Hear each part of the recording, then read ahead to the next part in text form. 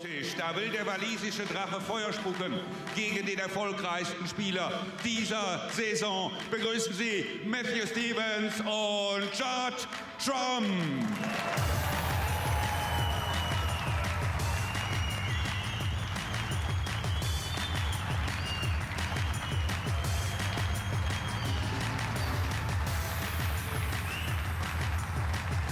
Well, again, a terrific crowd in for Day 2 here at the Tempodrome, this unique venue. You can see the tables all around the perimeter, but Judd Trump back in the middle on table 1. He made 2 centuries last night, first and last frames against Lucas Kleckers, who it has to be said did struggle. Matthew, all the best. But he's playing a different sort of opponent, a very experienced one, of course, in Matthew Stevens today. Judd Trump to break. Judd Trump to get us underway, best of 9.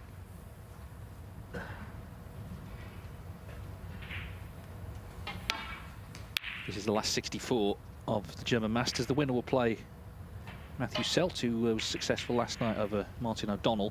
Matthew Stevens, of course, he had to qualify just before Christmas. He beat Anton Kazakov 5-3. And since then, just last week, he had a really good week. There were 2 qualifiers he had to play, World Open and Welsh Open, and he came through in both of them. So he's had 2 wins under his belt in the last week. So he'll be coming here with plenty of snooker to look forward to, feeling good, you would think. But Neil, he knows obviously he's got to play well. Judd Trump sort of camped out quite rightly on this table. Indeed, it's a tough game, of course, for Matthew Stevens, but like you say, his form has been not so bad. He hasn't had too bad a season without sort of ever looking like he's about to really find his form completely.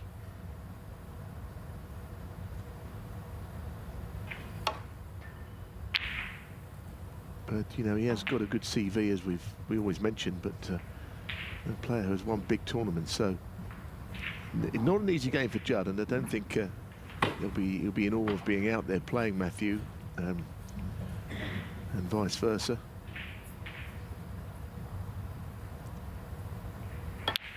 I thought Judd started very well against Lucas Kleckers last evening, but didn't play all that to that high level towards the end of the match, but early on he did the damage quite swiftly. Looking to go again here. That was a nice little nudge on the bunch. Yeah, I think it was one of those matches where he wasn't sort of put under the pressure he needs to be, and he just played as well as he had to. He still finished off with another century. And looking again just to assert himself right away here. It's 2-1 on the head-to-head to Trump as we look at the arena here. Been a few sort of meetings in championship leagues and so on, but on the head-to-head 2-1. They've not played though for 7 years.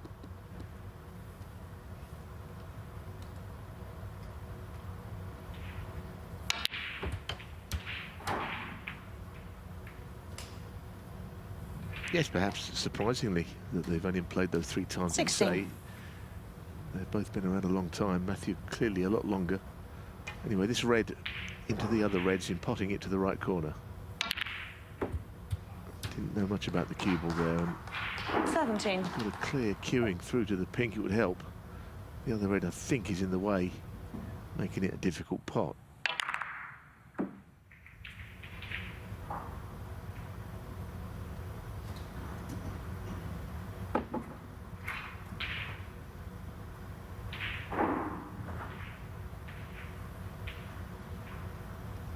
And I think the problem he's got here, he's forced into playing a pot. He can't really think of a safety shot.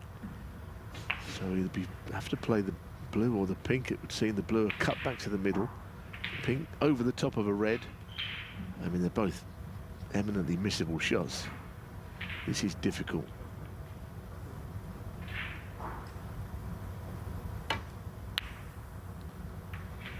It's a very fine shot. I mean, it really is.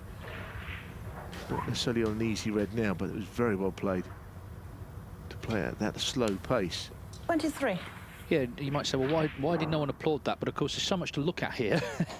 You don't know where anyone's looking at any given moment. All the tables, they're actually nearer to the audience, maybe getting the attention. But terrific shot to keep it going.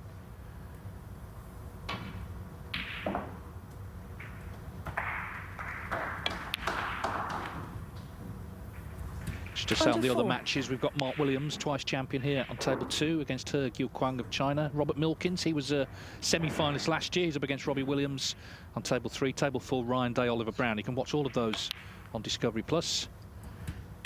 And there's 3 other matches as well. It's been a busy day already. We've had 7 results this morning. As I say, Ali Carter victorious. Tepchara Nu won a belter of a match against Zhang Anda, one of the players, of course, of the season. Neil Robertson as well. Not just winning 5-0 against Jimmy Robertson, but a string of breaks. And he spoke afterwards about sort of his attitude. He wants to sort of bury opponents now. He's trying to, obviously, as a target, try and get in that Players' Championship, which is coming up after the Welsh Open. It's a long way down at the moment, but obviously the first prizes are big, so if he were to win one of them, he could well 39. be in it. I was looking through it, and 40. I mean, he'd have to win this event to have any chance, I think. Even losing in the final wouldn't elevate him into the 16. So he's got to do a lot of work. He's won a couple of matches, good start for him. But I don't know how he's got himself into this pickle, quite honestly. Robert, somebody has. Trump keeps getting himself into some bother here because 47. He's over the top of a ball again for the red he wants to play to the left corner. So he might have to play the one he's closest to.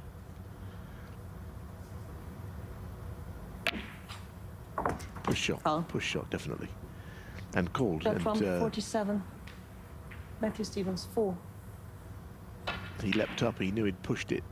There's a double contact. You might think what's wrong with it. Well, the cue ball just reacted differently. I mean, the cue ball's flown through, and here you see it. Yeah, there's the second hit, and that's why the cue ball rushed through. An obvious push shot, spotted by everybody.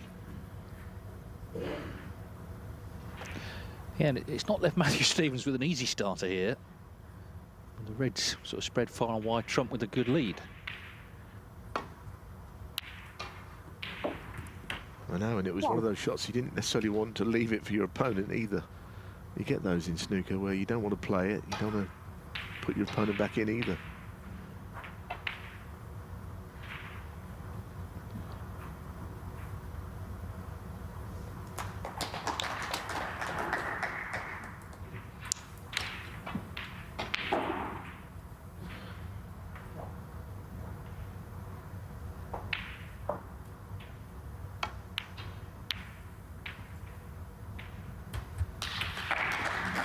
Oh, another brilliant recovery there from Matthew Stevens. It looks like he's on the red to the yellow 8. pocket. Yes, Dave, he deserves to be on it because, like you say, it was very well played.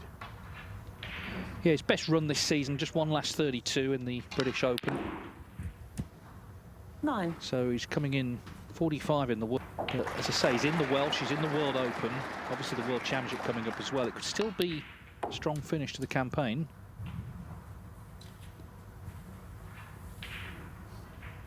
13. Matthew Stevens reached the 14. quarterfinals here in consecutive years, 2012 and 2013. Not much joy in the tournament since then, though.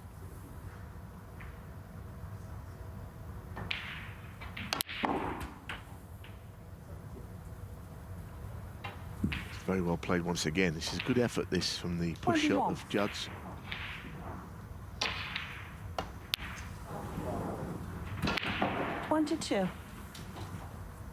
He's popular in Germany because it was himself and Paul Hunter and some of the other players in the sort of early days who would come out here playing the events Brandon Parker organised, the Pro-Ams, which in the end led to this German Masters being established in 2011. He was always supporting those tournaments, Matthew.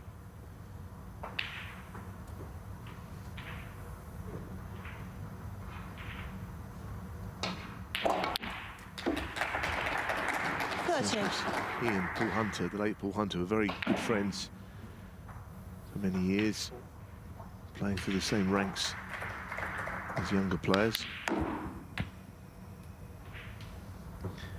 So it's getting interesting, this frame now, isn't it? All because of Judd falling out of position and making that foul. And 32. this has certainly put Matthew in the picture, with the left-hand red, of course, being the problem. He's notoriously not keen on using the rest, Matthew. We see so many good players with the rest. This is the push shot. It's the second hit. You just can't get your cue out of the way. And as I say, everyone saw it. It's a bit close to the black here, goodness. 33. Well, it's going to have to be pink to middle, and this now becomes the difficult shot. He played on the black, but he'll be playing the pink.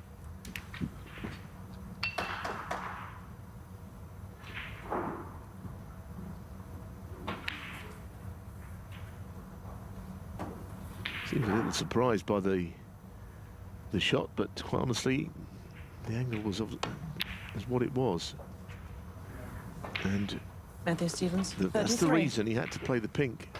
He might have thought that was going to drop in, but it hit the far jaw. Stayed down on this. It didn't quite head for the right part of the pocket. 1. And Judd's a bit straight on the black now, so how's he going to get on the red?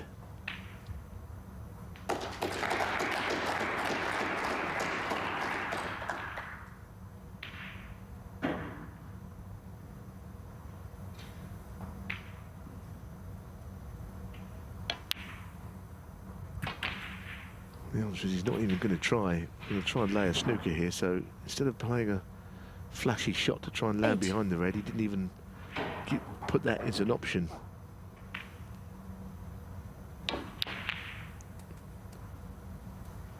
Hard to argue with that shot selection. Judge Rum, 8. You're annoyed that the green has gone safe, but I suppose there is a chance he won't need it.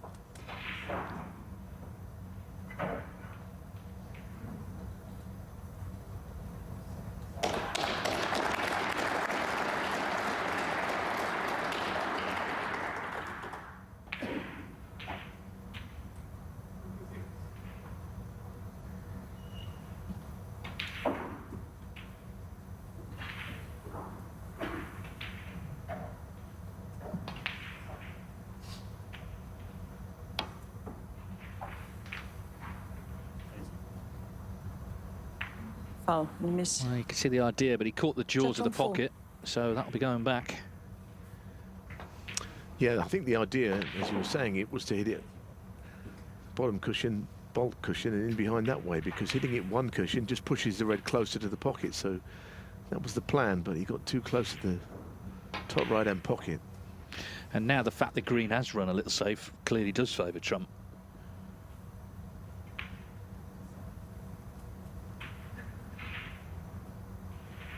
Of course, Trump did play on this table last night, so he knows how it's playing. Matthew Stevens' first match at the venue this year.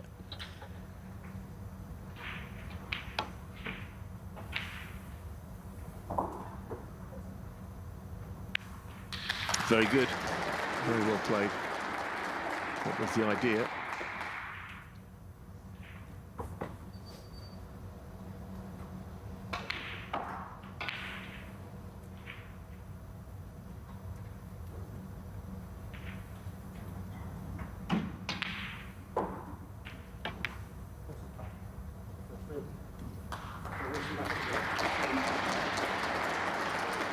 We're seeing the steel in Trump's game here. Turning the screw with another snooker. Definitely a side of his game that's improved, isn't it? And, you know, if you can't pop one, why not play, you know, a top-class safety shot? That's the bottom line. I think that gap is on that he was trying to swerve around. So, of course, you can. The red's far enough away from the cushion from here. Could go around the back of it.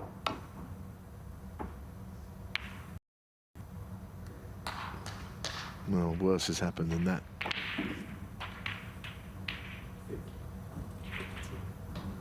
Play that a few times and you'd quite really put the red over the right corner pocket.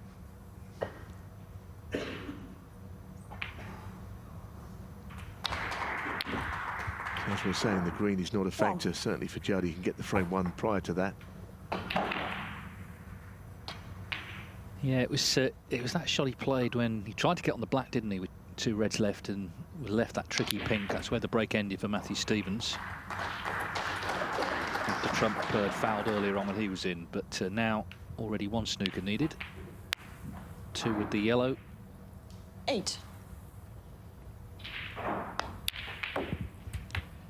As we mentioned last night, there was a subplot for Trump, this European Series bonus, the Bet Victor bonus, 150,000. He's in pole position to win that. He could win it this week, depending on what other players around him do. 13. So it promises to be quite a profitable outing to Berlin, one way or another. 17. But of course, what he wants is trophies. He missed out at the World Grand Prix. Ronnie O'Sullivan beat him in the final there just over a week ago. 22. But that was, of course, his 6th final of the campaign. He won 3 on the spin, as we know, earlier on in the season. 28.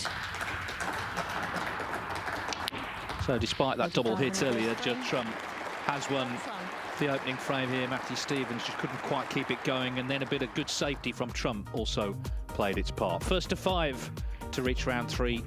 Trump leads 1-0. We're underway with session 2 on day 2 of the German Masters. Thank you, Matthew second Stevens trailing 1-0. Yeah, oh, now we are ready. Second frame, Matthew Stevens break. Yeah, we're ready, Matthew, for you to break in frame 2. He was waiting for the cue there. He was quite keen to get it going this frame. Just trying to put to one side what happened there in the opener. I know a lot of snooker fans really would like to have a bit of a resurgence. They got good memories, of course, of Matthew winning the Masters, the UK, a couple of world finals. For a while, he was very much, you know, one of the top 3 or 4 players in the world. And these days, of course, he has to play a lot of qualifiers just to get through to the main venues.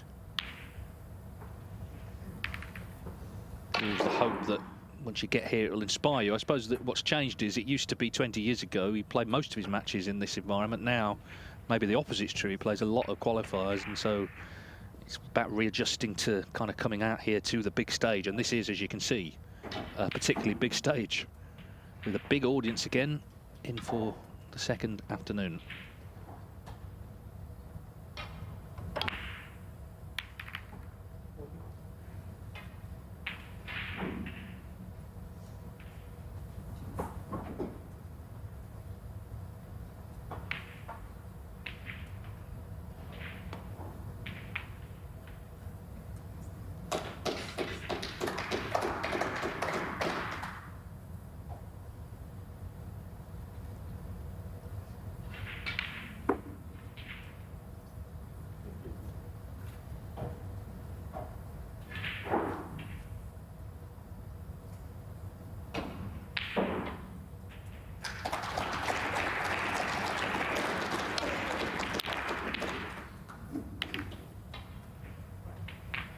He used the side of the bunch there to get the cue ball back down the table. There you see it. Plenty going on here at the Tempodrome this afternoon again.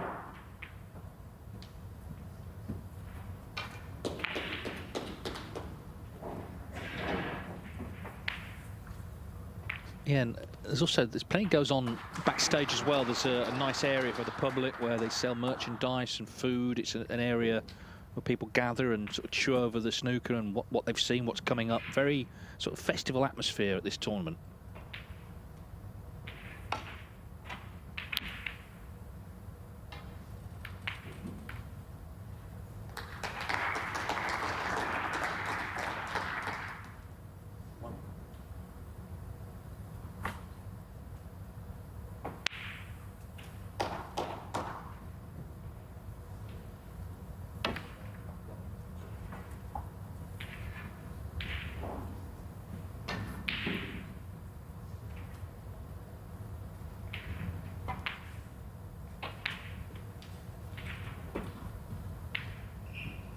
Well, he can get through to that red close to the right-hand corner, as you saw Mikey Kessler just looking at the line.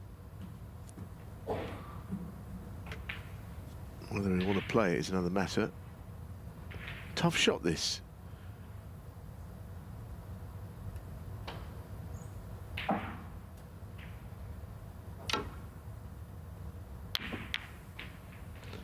It's the kind of shot you think you've hit it well, and unfortunately you can be wrong. And may not have been looking like a dangerous shot, but he's left a red on again, so he'll be annoyed by that.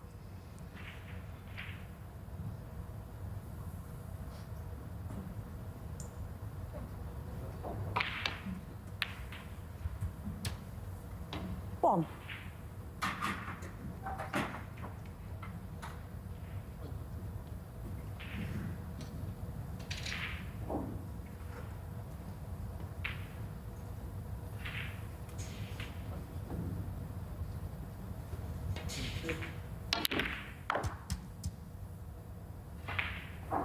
Well, that'll do nicely. Back to middle, and you're looking at A good opportunity here if you can just get from red to colour to his next red. He could be right in amongst the black and the red surrounding it. 8.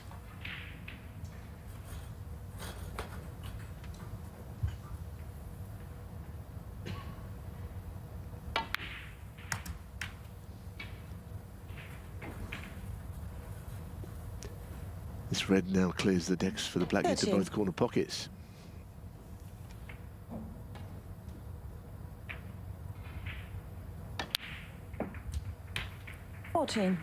Trump's always looking to get the balls into play, get them open, and of course that's reflected in his centuries tally this season. 59 already, 2 last night.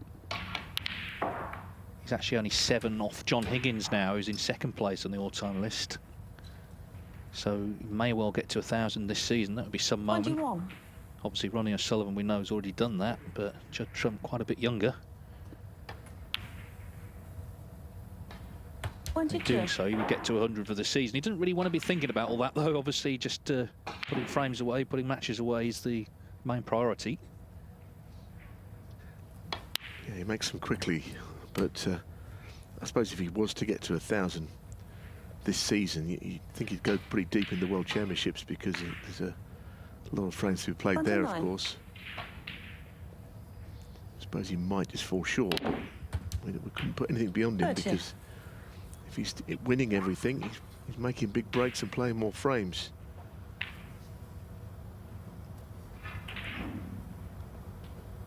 It's interesting, isn't it? You look at the people who've been winning in the last few months. The Champion of Champions, big event that comes up next season. At the moment, hasn't got very many names in it. Lots of doubled up players.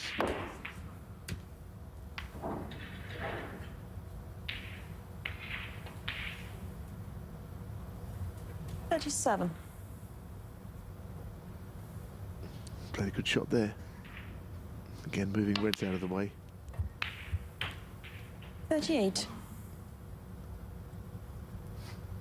Interesting one, that one, because the keyboard's not meant to go that close to the left cushion. It's all right as long as he just is able to drop this in. Yeah, not bad. So going well. Typical Trump break. We saw one yesterday which was immaculate positionally, which is not always his way. Keyboard does a few miles sometimes with 44. Judd, but he keeps on rescuing the break. This time into the bunch of 6 reds.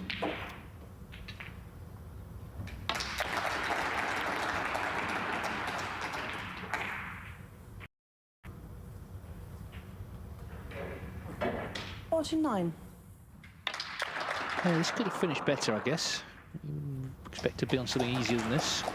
Played it at the right pace, didn't he, just to give himself a chance of being on something.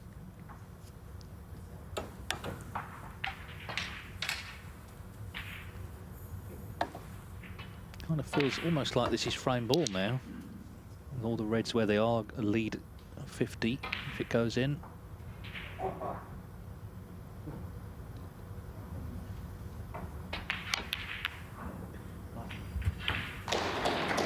Well, maybe not. Spotted it. But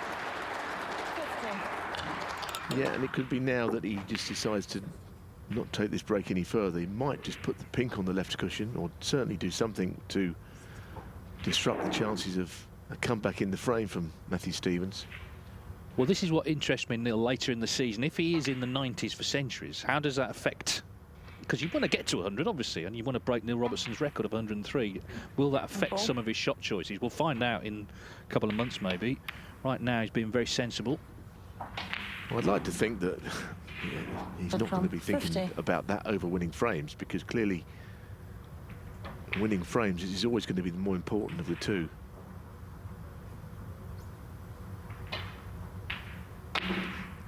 Trump certainly played the correct shot there, putting that pink safe.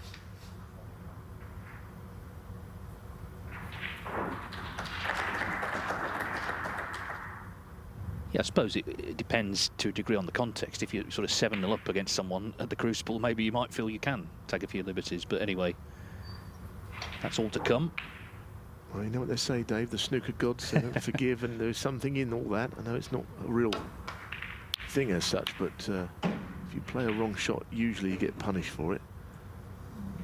Yeah, but he didn't play a wrong shot there, and Matthew has played a good comeback of his own. I'm not sure he's left that on. He's looking over at Judd to see if the red is reachable, but I can't imagine that it is, to pot it anyway.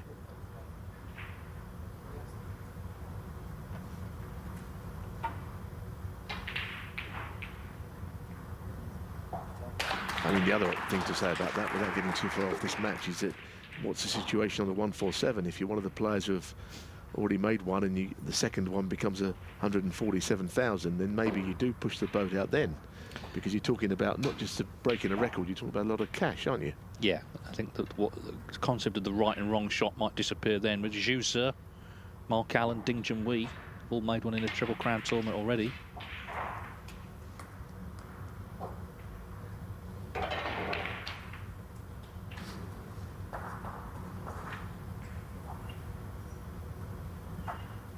Awkward shot here because, yes, he's got a big lead. I don't know if he could get the cue ball back to where it is now, then he'd be more than happy. And he's taken a minute checking this out, so he knows it's a difficult one. Obviously, he doesn't want to leave the red potable over the left corner. But even then, you know, the pink is safe and the red to the left of the black is awkward, and the black. I think he's looking to play in off the red. Potting the red near the pocket here.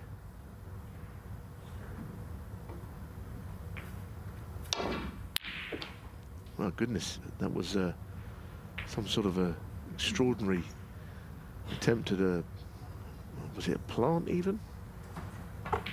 Good cue ball anyway.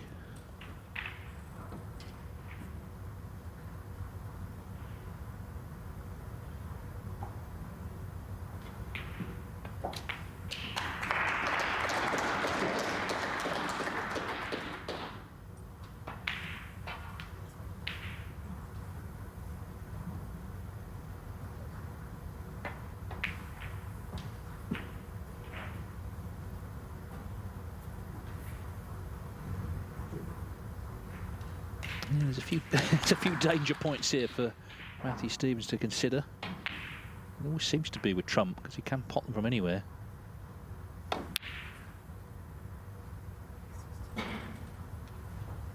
And Matthew's main priority was always to cover that red near the pocket again, and I think he's done so. It's a clever player, Matthew Stevens. Obviously, he's going to have to score in this match, which is the other issue.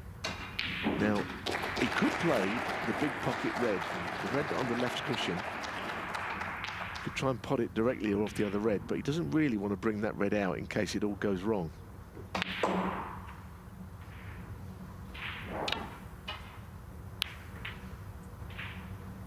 It's one of those, had he been 18 years of age, he probably would have played that. He might have got it, but No, it a bit might more be sensible. But hasn't played that one particularly well. I wonder if Matthew will look at it, though, because he would be more inclined to play it, Dave, I think. Anyway, he hasn't considered it, but he's a big pocket, I think. Down the line, if this goes in, perhaps. Didn't get a good cue ball there, Trump. Matthew Stevens' hand on table. And then it goes. 1.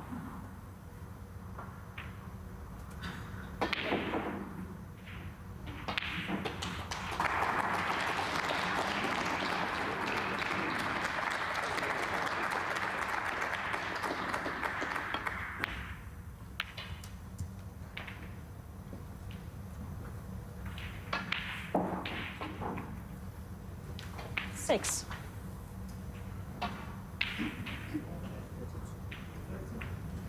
Well, if he can get through to the red, he might try and screw onto the red and the black. Shift some balls into open play. I don't think he's going to.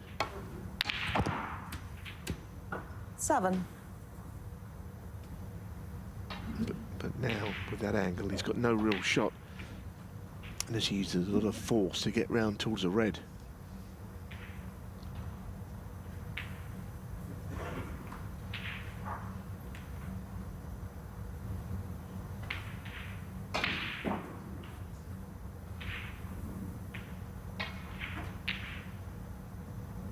Really pump this in round the angles.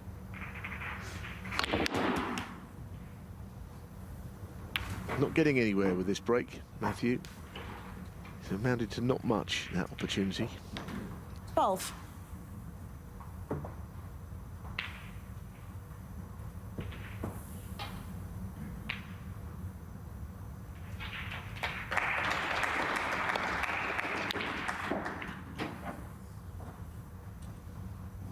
I can tell you that Robert Milkins, of course, was a semi-finalist here last year. 12. Has made breaks of 77-60 to race 2-0 in front against Robbie Williams. Of course, it was just after that that Milkins won the Welsh Open, and indeed that bonus prize. So it was a pretty dramatic few weeks. He made the maximum here as well last year.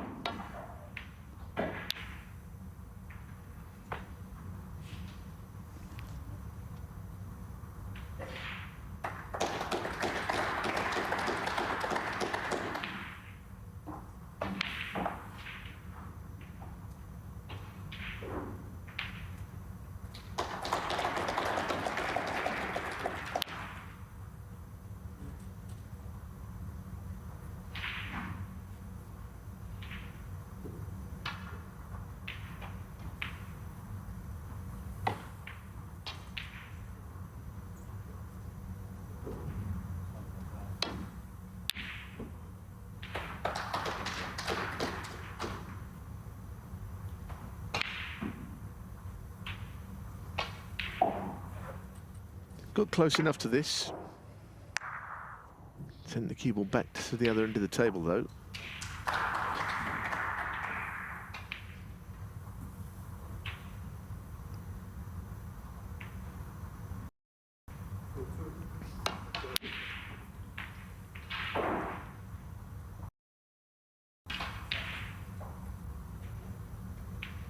May not be too bad.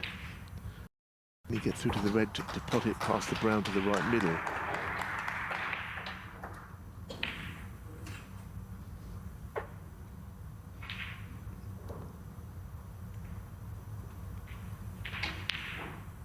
Doesn't seem all that confident that he can. No.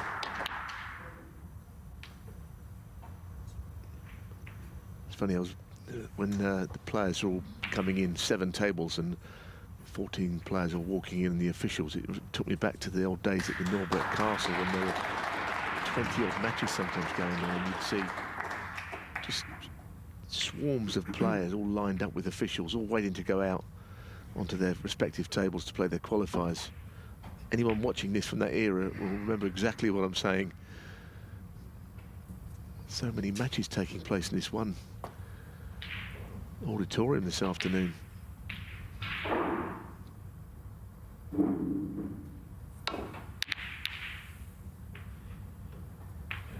This is where Matthew Stevens is a clever player. He knew he had to get the high-value colours in play, and that's what he has achieved. Yeah, I think the Welsh players in general, because there's such a tradition of snooker in Wales, from a young age are schooled in the all-round game. You know, we see it with Mark Williams as well, of course. And Matthew's definitely the same.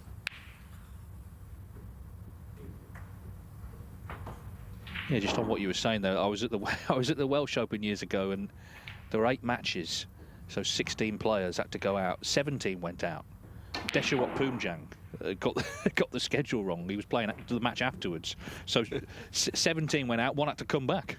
He wasn't playing until later that afternoon. Well, if you could have named a player who might have got that wrong, it probably would have been Poomjang. What a character! Shame he's not on the tour now. Seems to have disappeared again. Hopefully he'll reappear at some point in the future.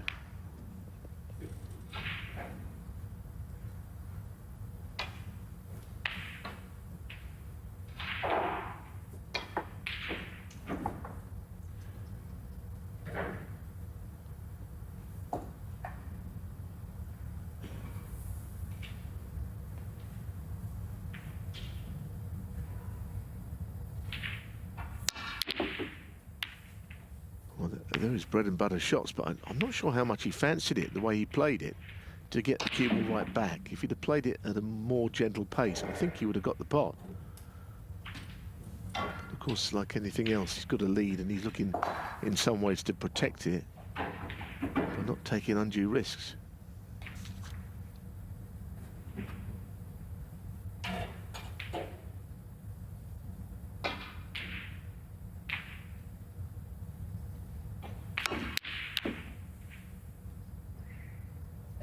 Ball's flying around all over the place at the moment.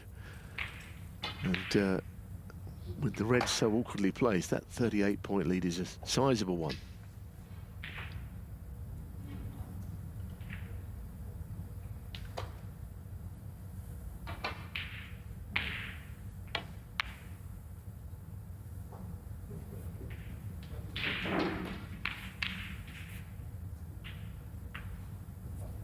Poor shot there from Trump to leave this red gettable.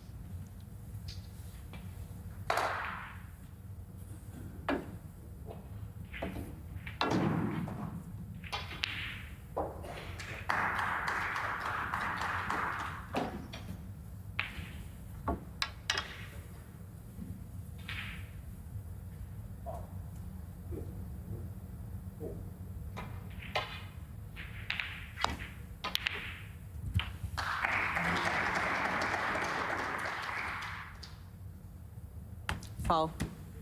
He knew, didn't he? He was stood directly That's on full. behind that yellow pocket. He could see the cue ball heading towards him.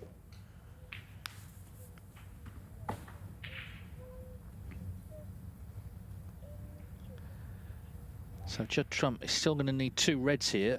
42 in front, 59 on.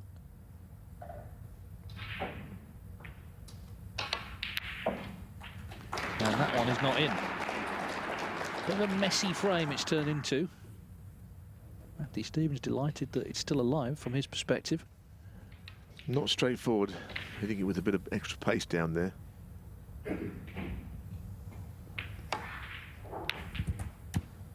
One.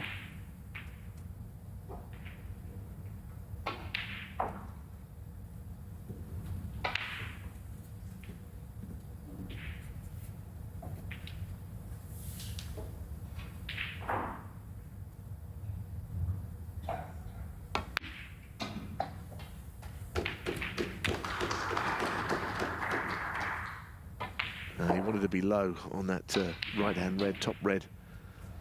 Not above it and crashing into the other red, and he's queuing over the black. He could hardly have finished in a worse area.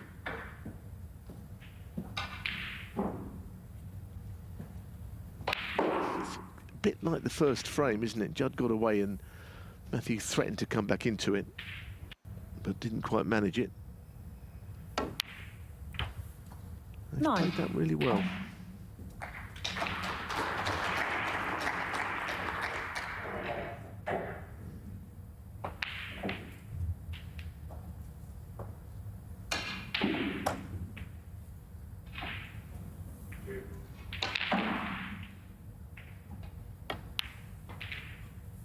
Oh dear.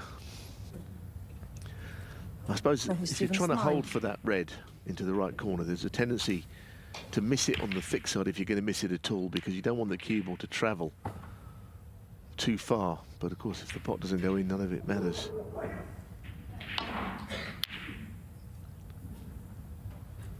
Well, that's a poor one. That really is poor, because he's not under any pressure there at all. Red, virtually any colour, well, any colour indeed, would have been Snooker's required. How did he miss that red? We saw it a bit last night, didn't we? After a good start, his form sort of dipped a bit, but of course on that occasion his opponent couldn't take advantage. This frame could have been over several times. Matthew Stevens knows that. One.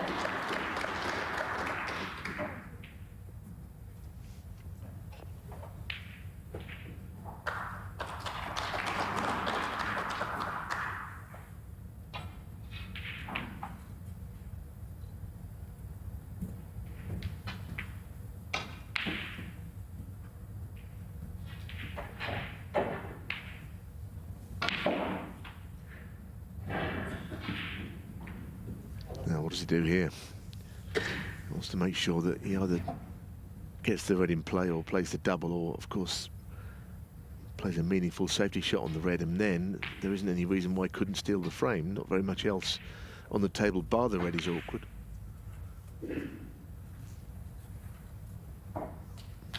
Wow, what a shot he's thinking about there.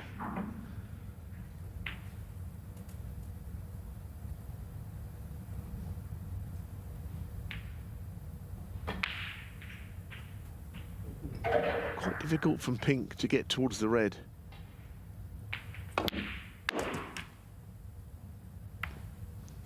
Oh, goodness me. Imagine finishing behind it. The yellow and blue, so now he's snookered himself. 7. He kind of opened the door a couple of times, Judd, hasn't he? And at the moment, Matthew's not quite gone through it. And I mean, this was the position he was in the last frame, albeit Trump snookered him on the last red. Just needing it really in a colour to win the frame. That's the other thing, if he plays up and down, I'm going to say the middle pocket's in the way, but if he's going this way, obviously it isn't.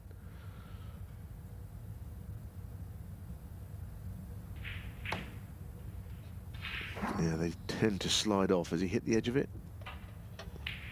Oh, miss. It's the kind of shot you're playing straight into a on cushion, 4. and you can just slide the cue ball away and miss the red on the low side.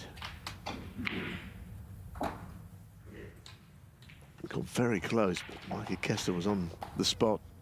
He's a very good referee, Mikey Kessler, I think, officiating this match. There she is.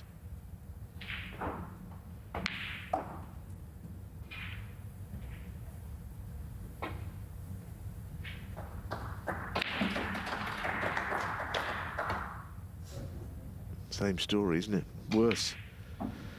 Missed the red by further. Oh. He might consider going down the table, I think, Judge this on time. 4. Well, he's got to hit it. That's the thing, isn't it? 34 behind now, so just has to hit the red. Oh, sorry. Yeah, the math's pretty stark, really, and obviously, if he leaves it on in any way, then it could be over anyway, this frame. Yeah, I mean, you think he put himself in the snooker. And I always feel on this shot that the bump of the middle pocket could be what he hits instead of the red if he's not careful. Oh, there you have it. That's why he didn't go that way the first time. It was a snooker that he put himself in that he couldn't get out of. Yeah, pretty horrible for Matthew Stevens.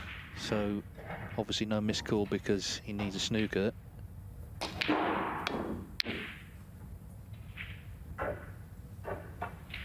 You look at it from Judd's point of view, missed a really easy red for him to the right corner, and when he next came to the table, his opponent needed snookers.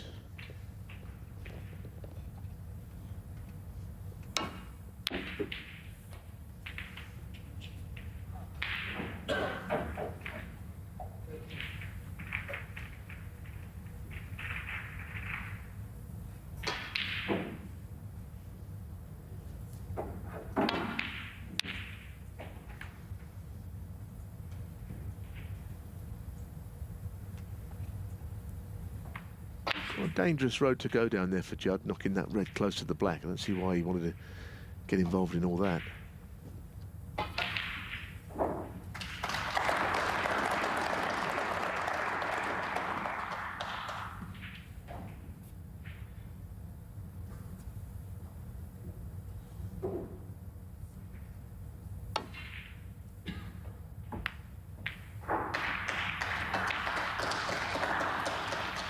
What a terrific shot that was. Now that really was a very good shot from Matthew Stevens to get the snooker he needs.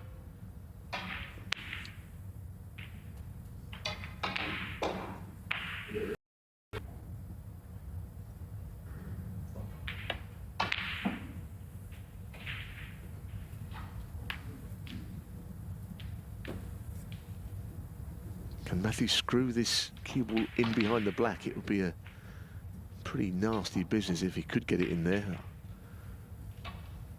Could be one of those snookers that is impossible to hit. I kind of like to see it just for the fun of it, really. Oh goodness, well there you have it. That's end of frame. He's given a lot of points away in this frame. Yeah, it's not an enjoyable frame in the end for Matthew Stevens. A good effort there. It would have been nasty, you're quite right, but cue ball went in. So Judd Trump relieved. He made quite a few errors himself, let's be honest there, but he's won the frame and he leads the match 2-0. So Judd Trump 2, Matthew Stevens 0. Both players just leaving the arena after that quite lengthy second frame, 29 minutes. Just to say, on the main table tonight, it's Mark Allen against Louis Heathcote. Allen survived a decider against Manasawin Fetmalaikal of Thailand. He made a century, though, in that decider last night. Louis Heathcote was qualified a few weeks ago. So that'll be the main match tonight. You can watch tables 1 to 4, of course, across Discovery Plus. Mark Williams 2-0 down to He Gyukwon, China, on table 2. Frame 3. Judd Trump to break.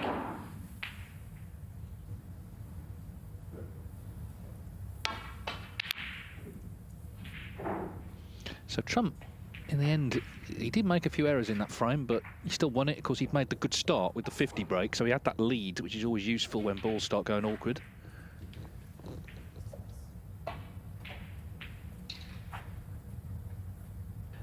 Yeah, once again, we can show you the unique sort of setup here, these tables around the perimeter. But when we get to Saturday, is that red's going in? 1. And the occasional thing happens which almost go unnoticed with the everything else taking place around it. It's a tremendous viewing experience, not always to the players liking being on an outside table, but that's just the way it is.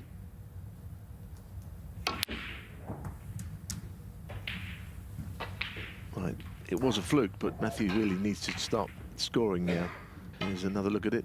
There was one year here, Ronnie was sort of sent to one of the outside tables, and people, oh, what's going to happen? He's, Ronnie's uncharted territory, and of course, I think he won 5-0.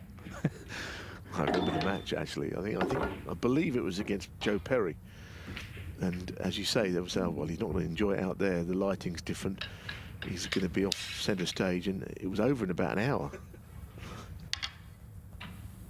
Similar this morning, Neil Robertson wasn't on the main table, but he got the job done very quickly.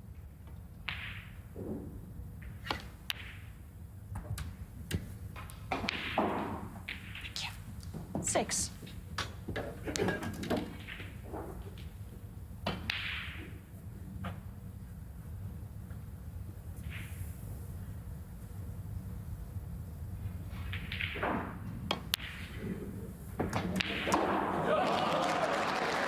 Well, you feel it's imperative that Matthew Stevens, having got in, of course, with the fluke, now put something together here. A few noises off from one of the other tables, but this is his best chance yet, really, to get going, because Trump's been in first in the first 2 frames. Stevens playing catch-up, highest break 33, but now it's up to him here to just try and get a good lead himself in this frame.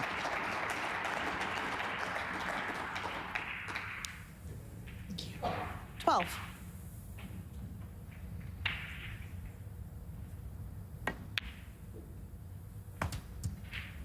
13.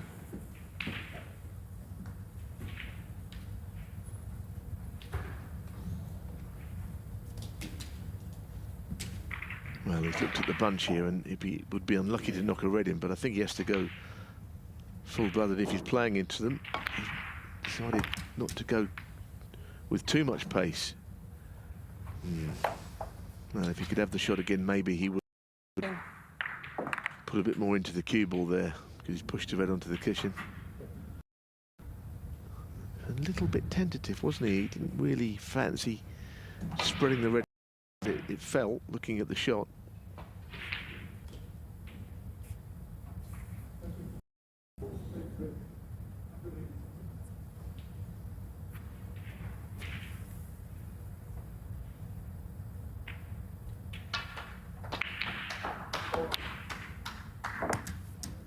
That's a good recovery shot. That was well played.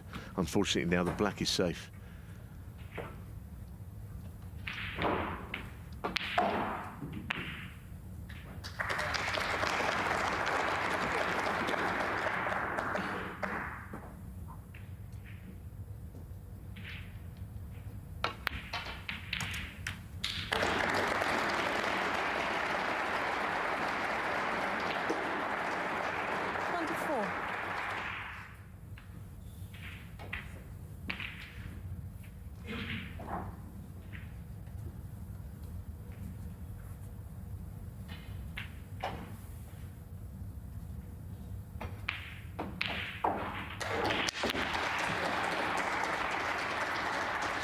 We've seen a few of those from players. 24. A couple yesterday which were significant. That was a big one as well.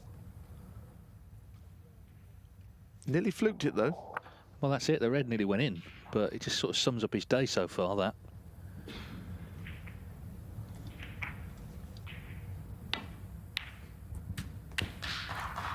One.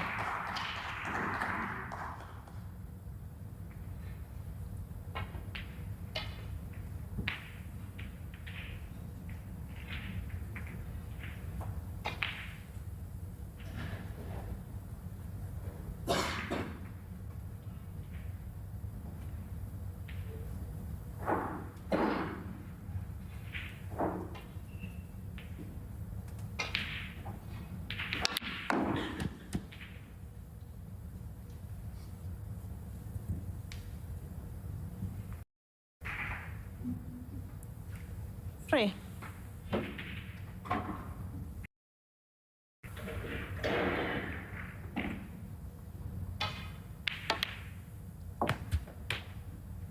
Four. He's very good at engineering a break from not much here, is Judd Trump, and this would be a situation like that with the high-value colours out of play. He gets so much cue speed. He can whip that cue all around the angles. I can't believe he's got it all the way to this bottom cushion from where he was. If anything, he's gone too far.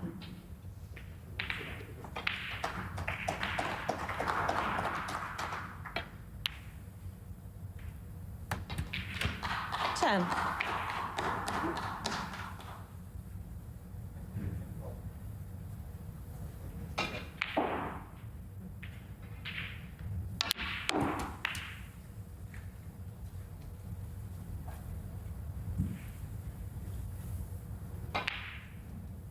Fourteen.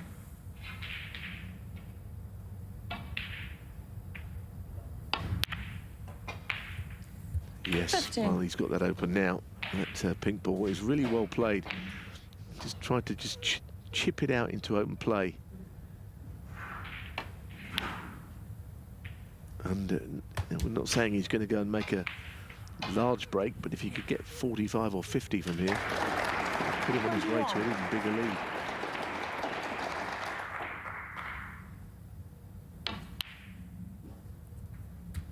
Twenty-two.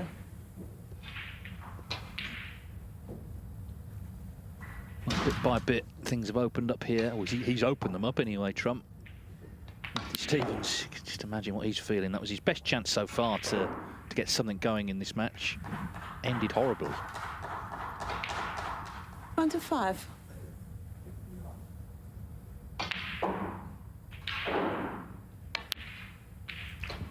$26. So you could obviously play on that red down the left cushion from that left side.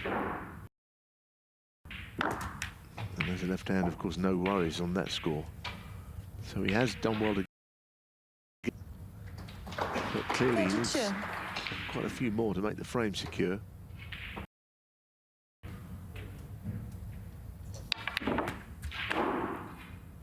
He's not perfect by any means.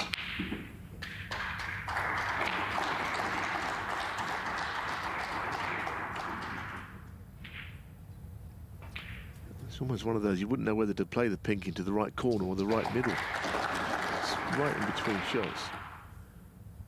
Now, for that reason, he's looking at a different colour as well.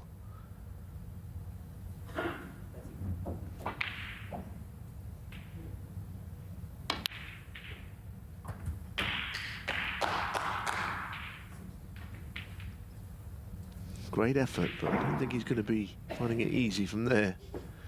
39.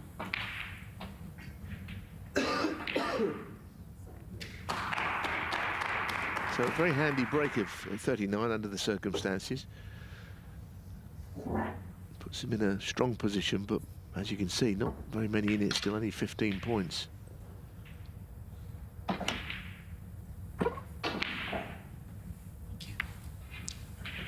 Judd Trump, 39.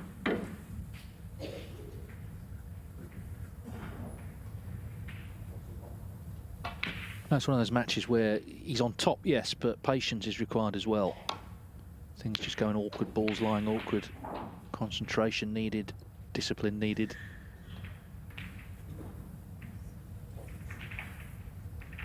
And these frames, you know, ultimately are as important as the ones where you make big breaks.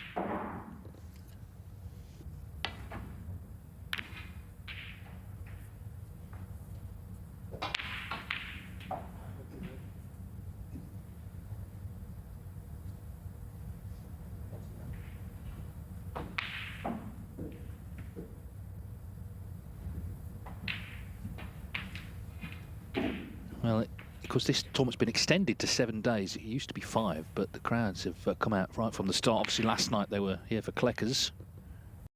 The truth is, they'll watch anybody. They love the game. They're fascinated by the game. Whoever comes through at the weekend will get great support.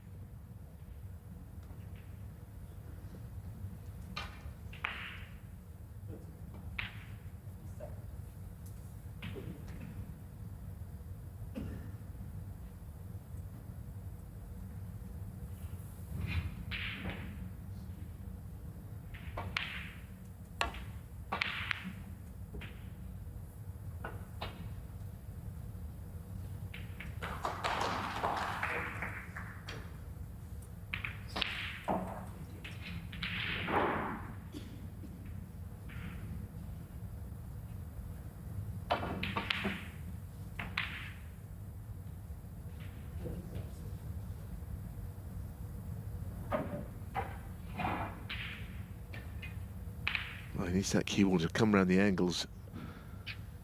He can either play to pot this and swing it round, but the red, if he missed it, might also join the cue ball up the table, or he could play the half ball safety shot, which is guaranteed to get the cue ball back, almost like a billiard shot. But the red, of course, he's not trying to pot if he plays that. Ah, brilliant. That's the way to do it. Knock the red in. Be done with it.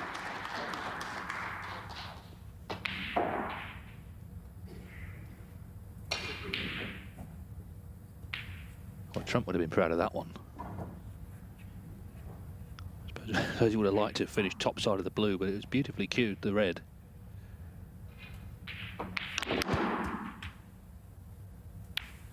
That's the problem, though. You've got to go round the houses, and he's caught the yellow. I thought the yellow being away from his spot was in his favour, but he still managed to find it.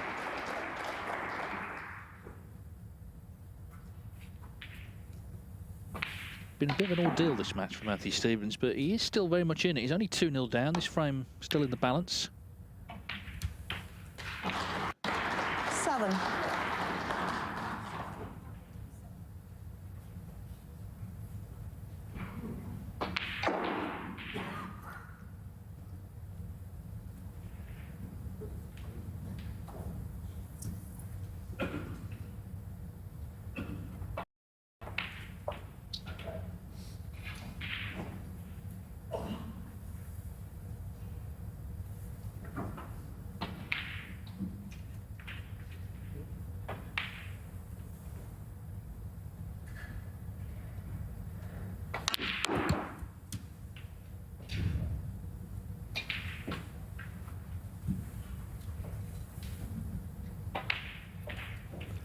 He got fairly close to where he was aiming for, but he's not able to see either red full on. He might still be able to pop this one down the cushion. He might have gone far enough, in fact, which means he did play the shot well to get the position. Yeah, he can get through. A little bit deceptive from the other angle.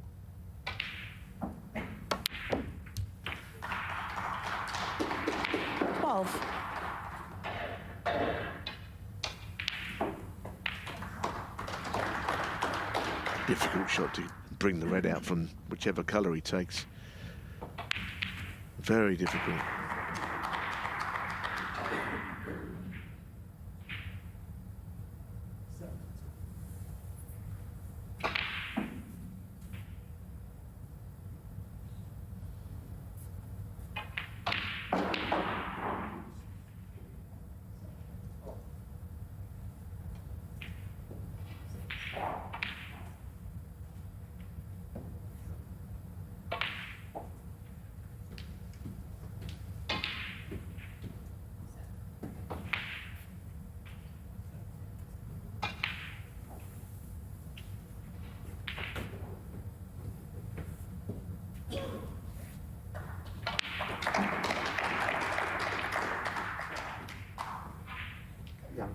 Yellow ball.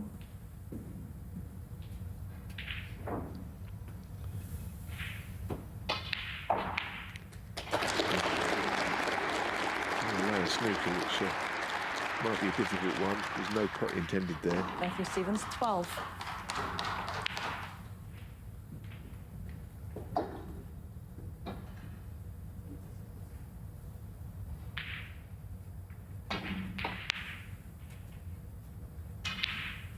Just to say, yes, Judd looks at this. Robert Milkins 3-0 up against Robbie Williams. So again, seems to be inspired by the venue, semi-finalist last year.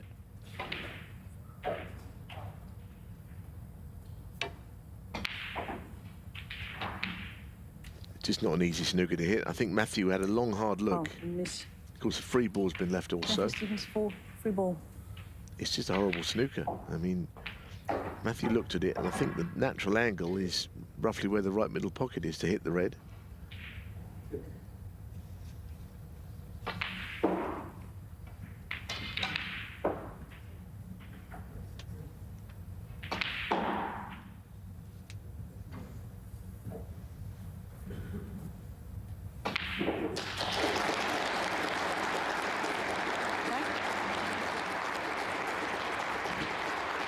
Interesting decision to have it put back there, which one he didn't have to make. But as I say, the problem is he's got to hit as far up the cushion without hitting the right middle jaw as he can, because it otherwise going to just slide down and he's going to miss it. Yeah. Of course, it will be called a miss, and it might also get called a free ball if he isn't careful, like it was last time. But the problem is, even then, with the red by the black, it's not necessarily a huge advantage to Matthew. So he's gone across there. This is a better line. Oh, and miss. Matthew Stevens, 4. I think you just probably might as well just have this put back.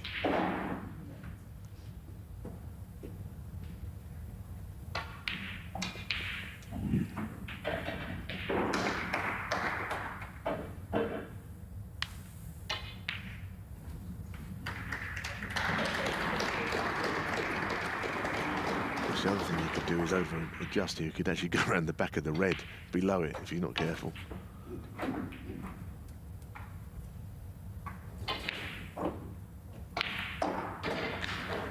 Well, there you have it. The advantage has been found by Matthew laying that initial snooker. Now he has to take advantage here and push the red into a potable place.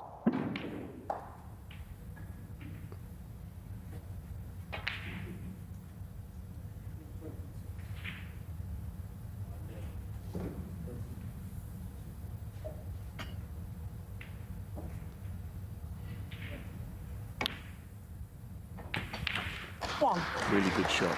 But he needs one more. He needs this black. Doesn't want to do anything stupid, take himself up for the yellow. I mean, this is missable. Only with a touch of pace.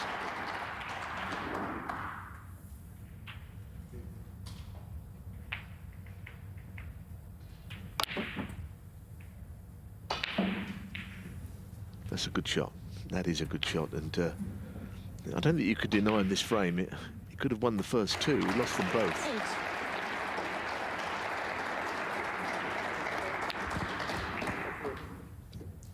8. No, what he's definitely got is a bit of ring craft, of course, from all these years playing snooker, right into boyhood through to being a professional. Demonstrated it there. 13. And now he's going to be on the scoreboard, you would think. Just needs to make sure of this brown.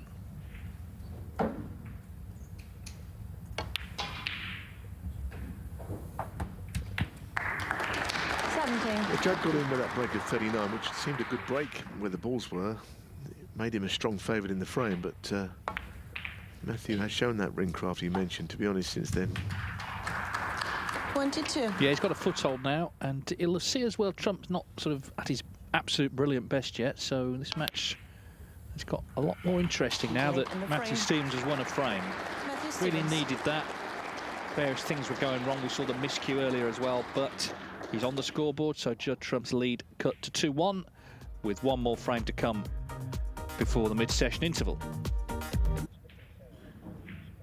It's 2-1 to Judd Trump against Matthew Stevens here in Berlin. Matthew in that third frame, winning it well in the end. He sort of rolled his sleeves up metaphorically there to get a frame on the board. And this is now the frame before the interval. Frame 4. Matthew Stevens to break.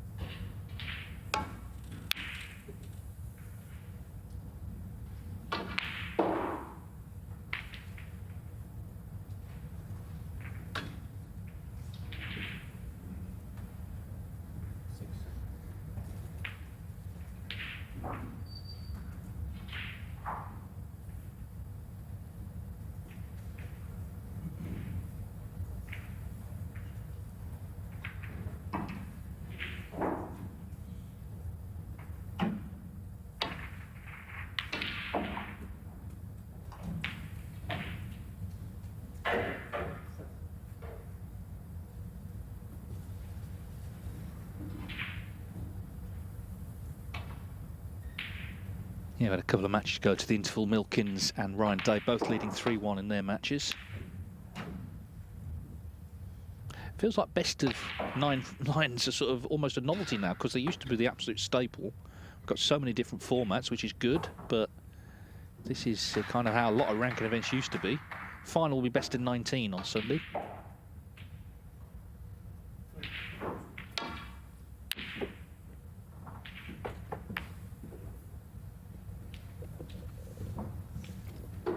Well, another mistake, another chance for Matthew. Yeah, I think now that a lot of the Chinese events are back, I mean, a lot of those are best of 9, but of course we went 3 years or so without seeing an event from China, but they're invariably best of 9, except for the international, which are slightly longer matches. I mean, playing the game all the way through the 80s and 90s, everything was, as you say, best of 9. There was no other real format. The odd match, best of 11, that tournament. Well, Matthew Stevens is right in this match. He looks to be playing as well as Judd. If anything, you know, you feel like Judd has missed a few more pots. He isn't quite backed up by the stats, but certainly Judd has missed a few easy ones. I think the key stat maybe is the long potting. Trump 0 from 3. You know, he's such a talent from distance. 9. Hasn't knocked any in yet. That's so often the way he just gets in and takes control of a frame. Not happening today for him.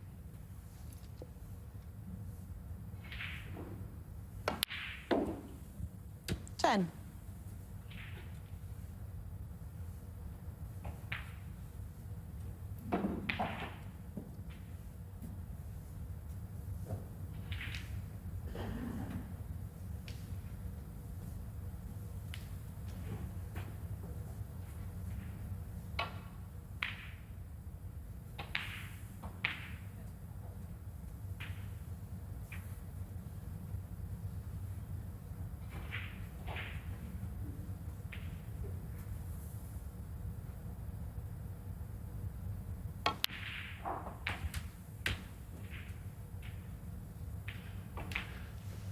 Well, he's not quite as straight on the red as he'd like to be, so it's an easy shot to stay on the black. I think he can still do it, though.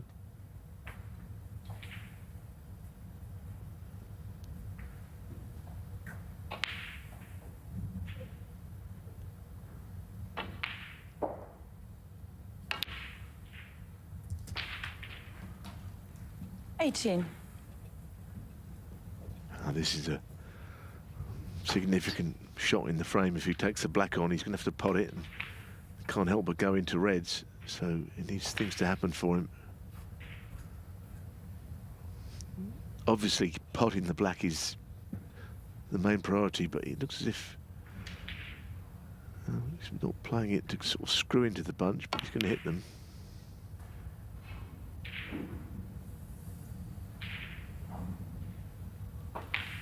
Matthew 18. Played it like a man that thought he would miss it.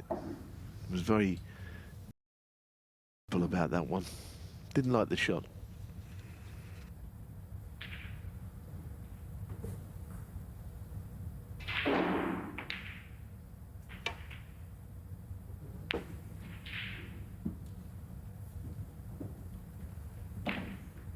Judd is really struggling. I mean, that was not even a very good containing safety shot.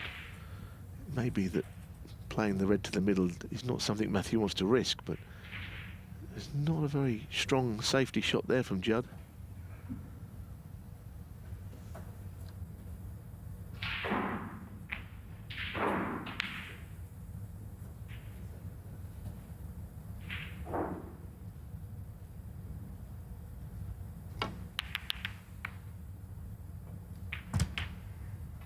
One. Well, he was unlucky there, and Judd had played a poor shot, which he's not going to be punished for.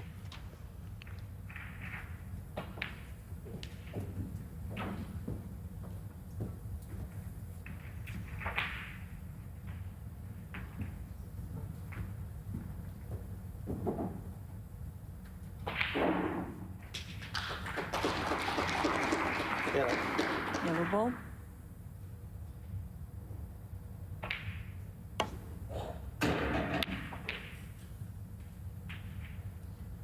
Matthew Stevens, 1. Yeah, Trump really did get away with that. Any sort of shot at the black, Matthew Stevens, you feel would have been away again.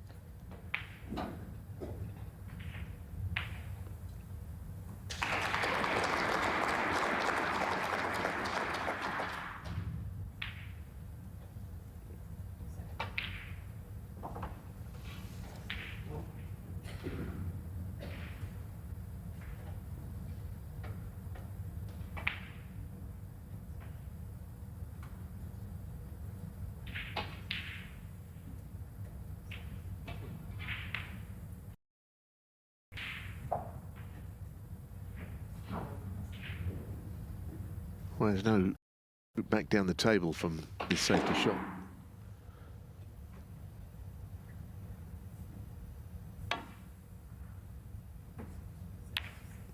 That's one way of trying, but it'd be quite fortunate if this blue has covered the red to the middle.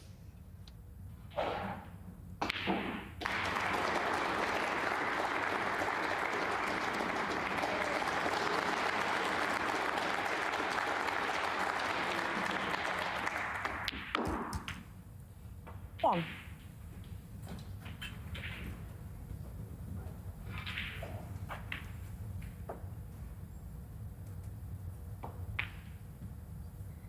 Stevens must recognise that things have shifted here. He's on top at the moment. So this is time to try and take advantage. Now, these reds covering one another. 8. Well, the body language not good. There you are. These two reds must be quite close to being a plant there, you saw. From that low angle, you could see the two reds to the right corner.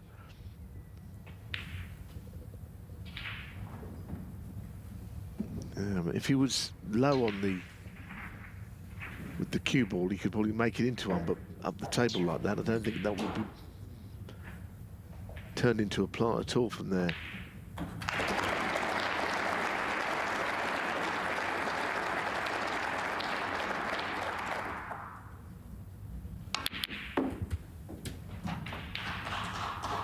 Well, that was an interesting one. So he's found a way of keeping the break going. It was a difficult plant. It wasn't the one I was speaking about. Gap between the reds was sizable.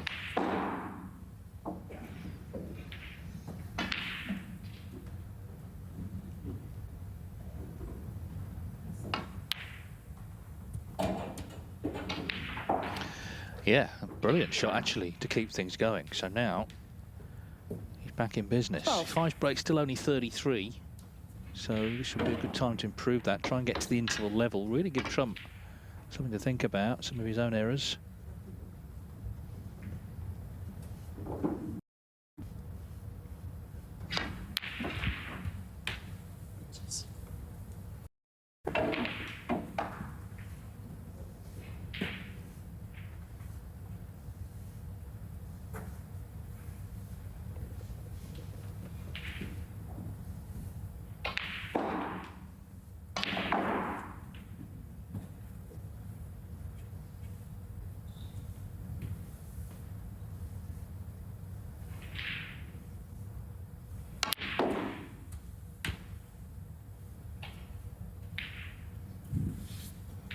I'm not even sure I know what he played there. 20. It certainly wasn't to screw into the cue ball as much as that, I don't feel. He must have played around 2 cushion, thinking he could take the cue ball higher up towards the red that went to the left corner.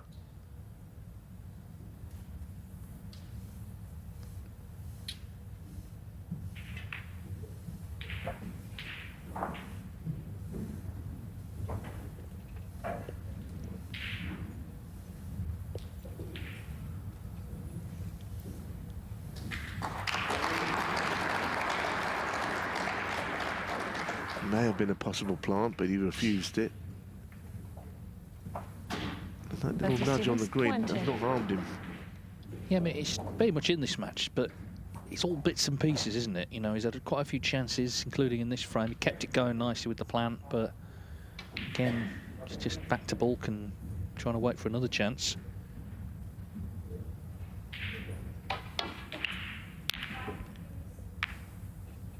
Yeah, and the pink was always in play where it was on that safety shot, and he knew he could hit it.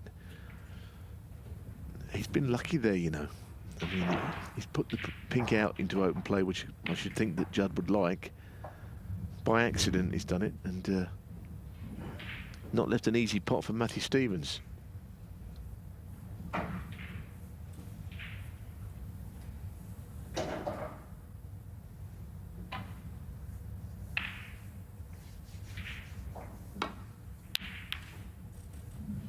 On one of the outside tables, Zach Surety seems to have found some improvements this season. He's had back-to-back centuries against Alexander Ursenbacher, 136 and 114 to lead 3-1 at their interval. So very strong performance there.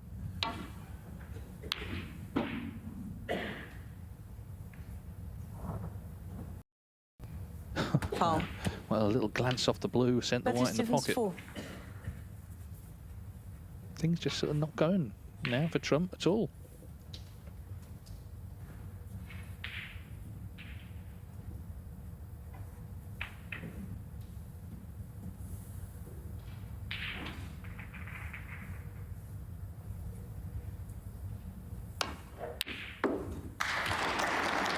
And that is the best shot he's hit. That was excellent. Beautiful timing, nice stun, and Judd's got every reason to be a little worried, I think. He won't be behind going into the mid-session, but he knows he's not playing very well. And I think Matthew Stevens has picked up on that.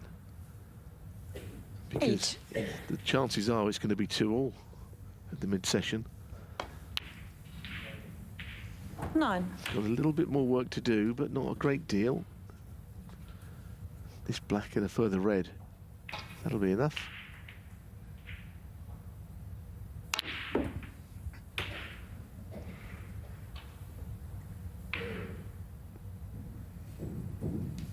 Yeah, this is where I think you sort of welcome, from Trump's perspective, you welcome an interval, just get yourself out of there and collect your thoughts a bit.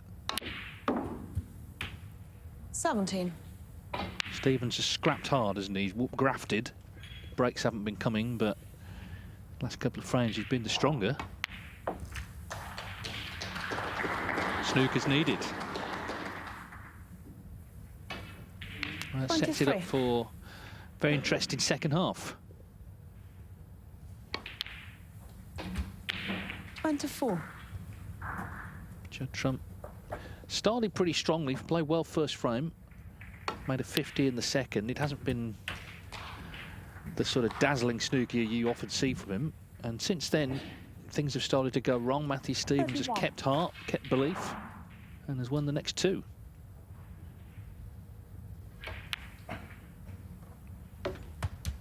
Yeah, a bit of thinking to do for Judd, just to get his form together. He's very good at that with his brother, Jack. They seem to pick through what's happened, and what's happened is that Matthew's come back right into the match. Still hasn't improved his high break of 33, but he's won 2 frames. That's all that matters ultimately. So Matthew Stevens, a rearguard action really from him here. 2-0 down, not playing great, but has dug in and has got himself level as the players go to the interval. So it's first to 5 to reach the 3rd round of the German Masters. Judd Trump and Matthew Stevens level at 2-2. Thank you, frame 5. Judd Trump led 2-0, but struggled a bit after that. Matthew Stevens chipped away, won 2 frames. So all square, best of 9, set up nicely as the players return after the interval. Not been a match of breaks. The highest 50 from Trump. He's actually the 4 highest breaks.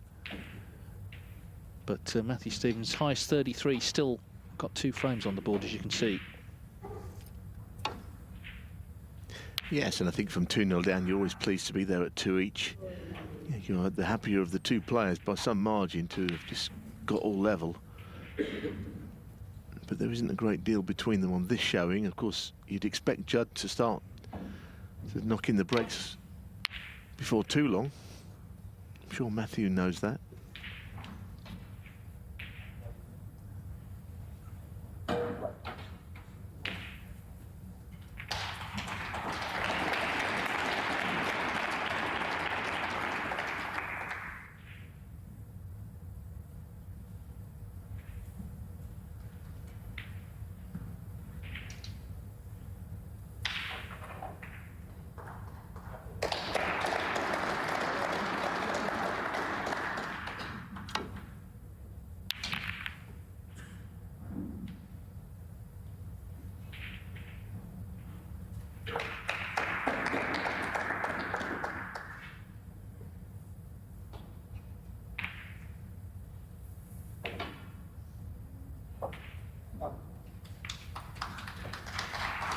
Yeah, 26 minutes. Of course, that was before the mid-session interval, so it won't feel like he's as cold, so to speak. He might have hit a few balls practicing since then, knocked a few in, but that's how long it is in live play, of course. He was kept very quiet for a period of time by Matthew Stevens. Yeah, I think you're right about his brother Jack, who, you know, he always stays in the background, but he does seem to know the right things to say at the right times. He played the game himself. Of course, he's his brother as well, which does make a difference. And we'll see. Maybe his influence might come to bear here. Of course, he can't play the shots for him, but he can try and get his head right. Yes, in behind the yellow was always the way he was going to go there. Yeah, I think they're very pragmatic, the pair of them. You know, they talk about various things about how to get the match won, basically. And I've heard a few of the conversations, not at the time, but the way Judd has spoken about what's been said.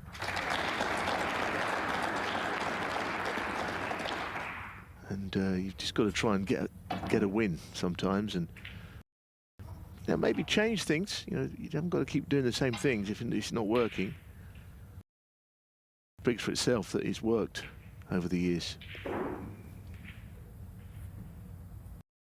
It must just be good to have someone actually to talk to,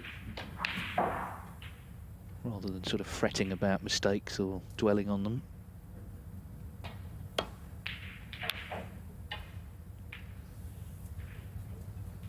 Very inviting, that blue, pink and black, sorry, the yellow, green and brown where they are.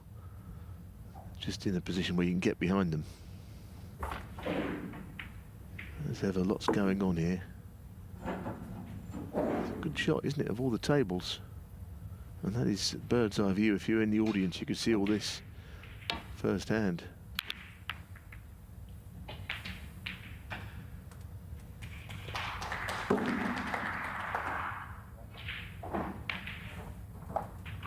Well, again, not one of his best. The danger, I think, for Trump is if Matthew Stevens suddenly starts scoring, which he's not really done yet. As I say, he's chipped away. But if he's handed openings, it could happen.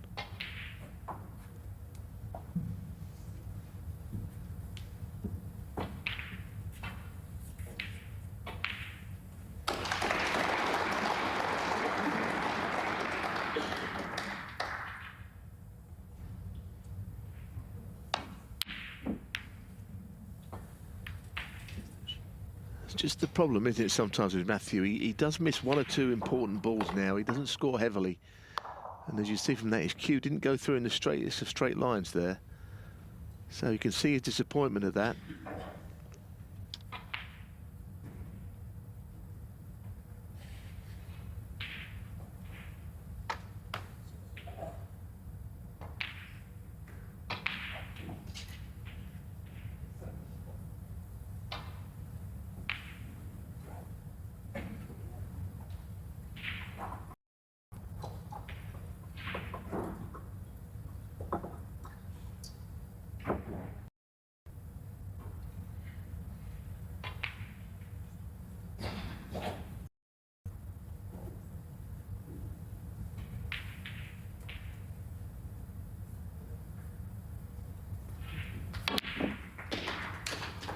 Again, just what a miss. His mind was getting out onto a colour more so than the pot.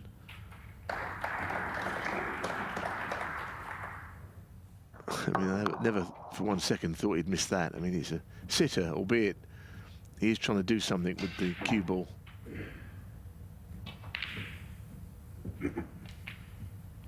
But even then, hardly a shot you'd see missed.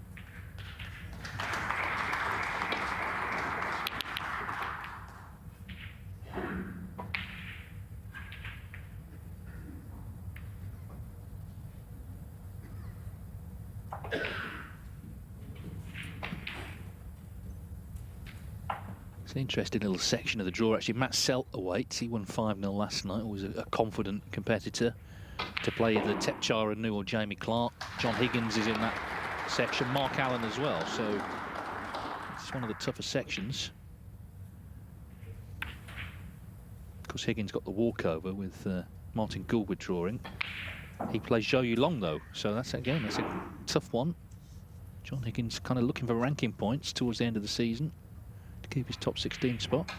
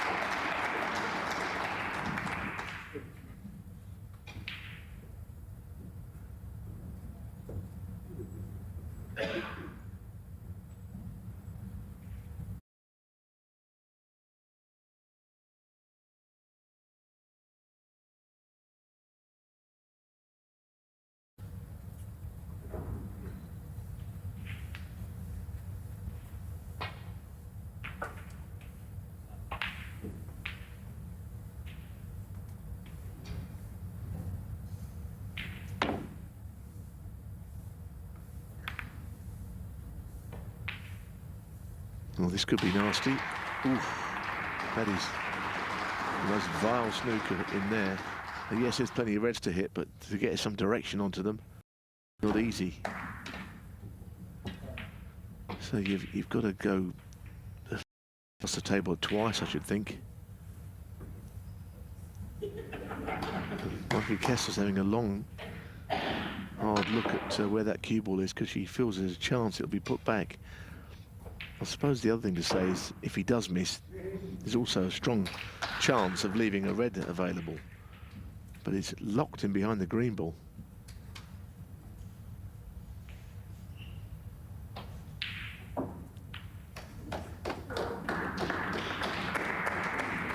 Good shot from Trump to get there, exactly as played.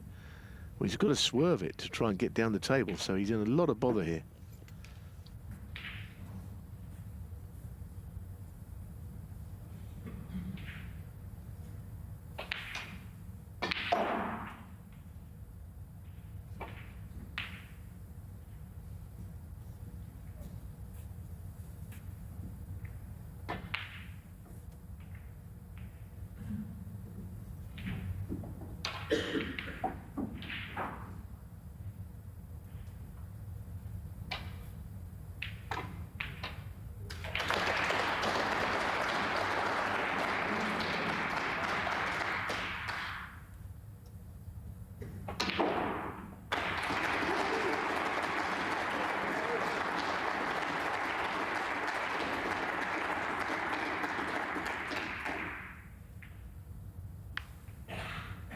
Tell you what, he's done ever so well there. I think that's what he played, but he had to swerve it into that first cushion. It's a very fine escape. It's as good a shot as you'll see, and kind of didn't get a lot of applause. Something going on elsewhere which has been drawn to the attention of the spectators, but that escape was very good. Trying to get him in there again, isn't he? Well, Matthew sort of walked quite gingerly. He thought he was going in behind the green, I think. He didn't. Much to his relief.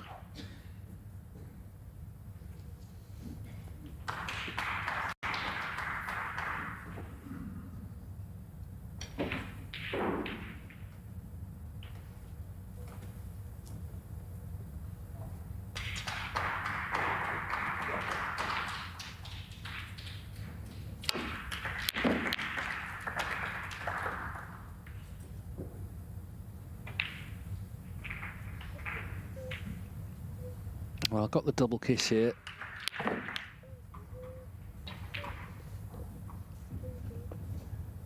So it's been well over half an hour since he potted one, but that clock could stop there. One. Let's see if it leads to anything, though. Try and get that fluency that we associate with Judd Trump back again.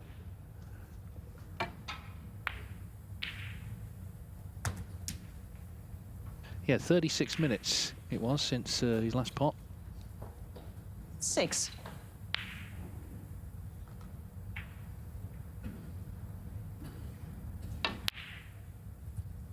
7.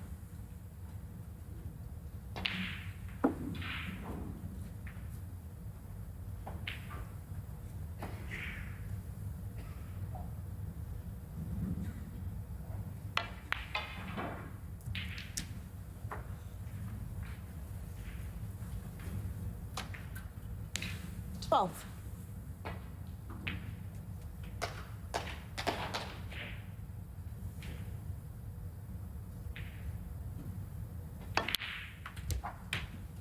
13.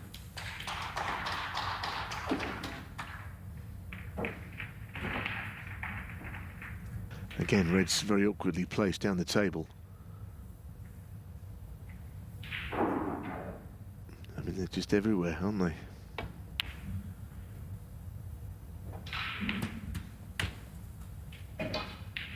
And after this one, it's going to be quite a difficult scenario to keep the break going. 19.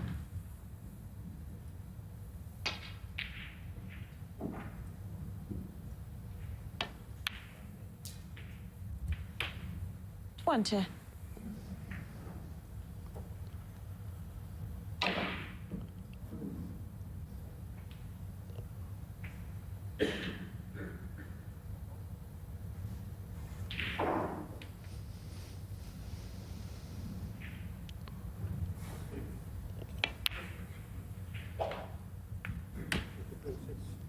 I don't think he meant to kiss that red, but the red just to the right of the black is available, and that would certainly open things up a little bit.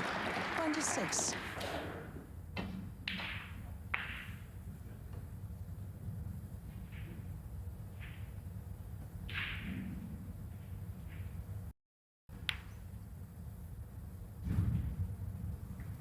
Judd Trump, 26.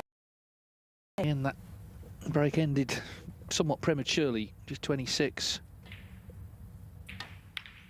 I mean, the shot before, he didn't mean to kiss the two reds, I don't think. And that's why he had awkward cueing on that cutback. It's been the story of the day, though, so far for Judd. He's been getting in and not... and basically finding things difficult positionally, and balls haven't always run very kindly to either player.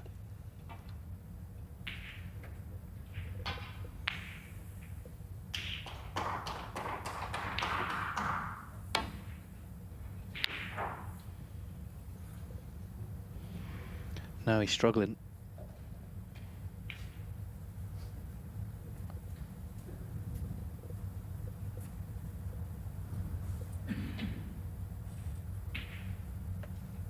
Of course, there won't be any more intervals. You know, you think, well, after the fourth frame, maybe that could help, but it's kind of carried on a little bit like before.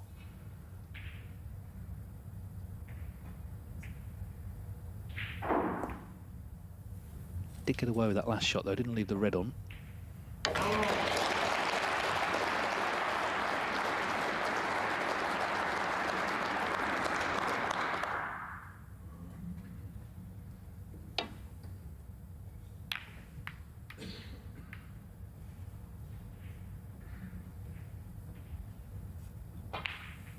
I'd say that the balls haven't run very kindly, as I said a few minutes ago, but for generally in this match, it's not been a free-flowing game. Looked to be that Judd was going to start off and just carry on where he left off from yesterday, but it's not really been like that. Robert Milkins has won a very tight 6th frame against Robbie Williams on the pink, so 4-2 to Milkins.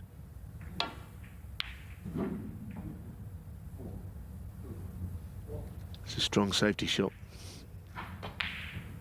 But with the reds all clustered, you know, you'll feel that a player could just lay up to some reds. Like Matthew with his knowledge of the game. So try and lay up to the bottom 3 reds all in a little triangle formation there.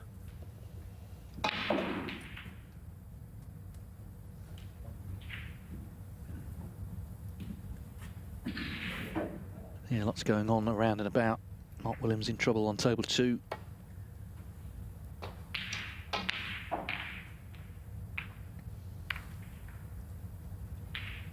Well, I didn't think he'd play that shot, because clearly going in from that angle, you felt that something was going to be potable. And it clearly is, although he's taking the red on to go up the table from here.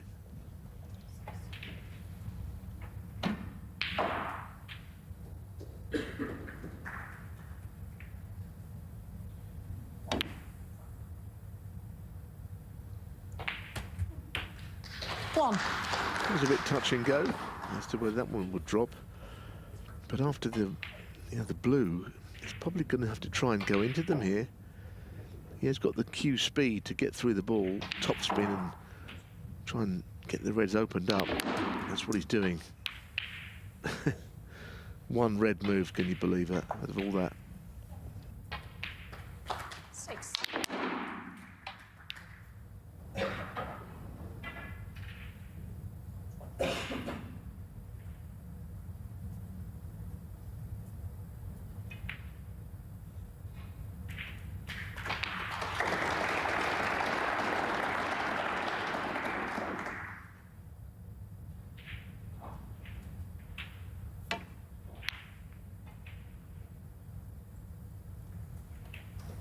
Trump 6.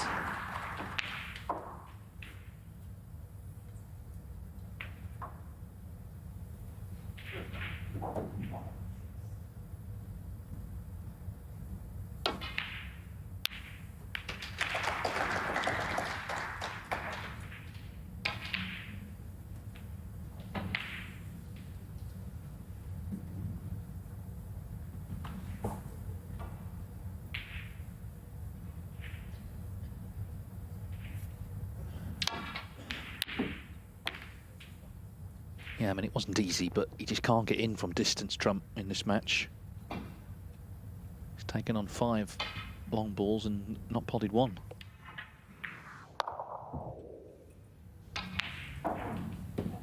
Which, of course, is not like him at all. That's his strong suit.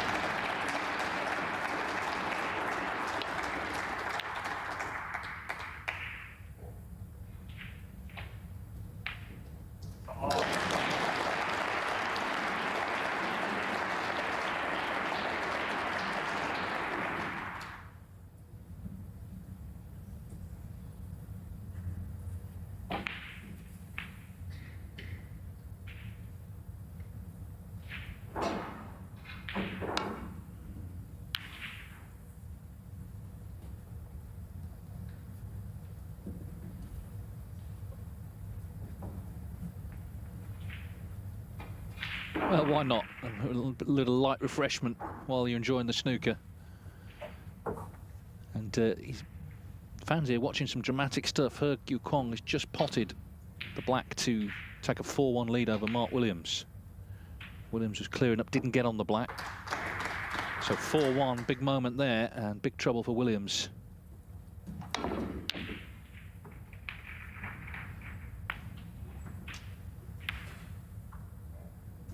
Blue goes into not a great position, really.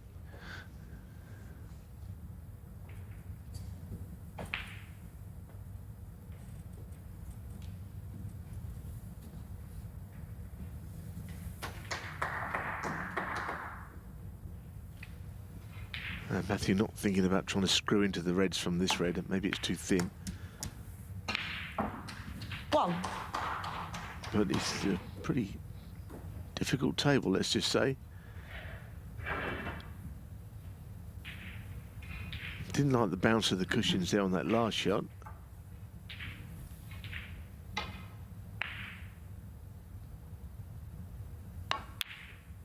Dear.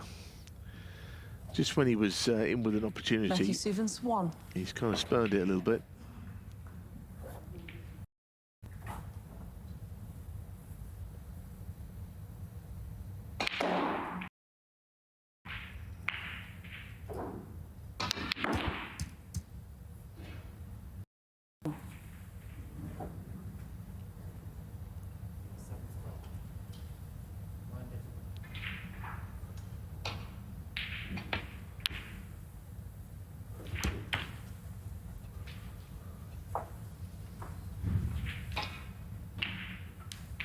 Seven.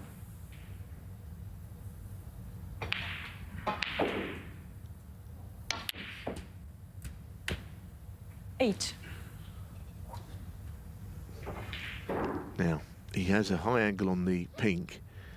If he wants to get the 5 reds in play, he can, although he has a lead in the frame. He might want to do that. That sort of chipped 1 red out at least. 14. So, bearing in mind, he lost 2 frames in a row. He didn't pot a ball for quite a long time. If he could just get his lead back at 3-2, then I suppose it doesn't matter how you get there. You can build on that. It's been really hard work, though. 15. Could well be, if the pink doesn't go to right middle, that's where it ends once again. Well, I think it does. It's a tight one, but it will go if he wants to play it.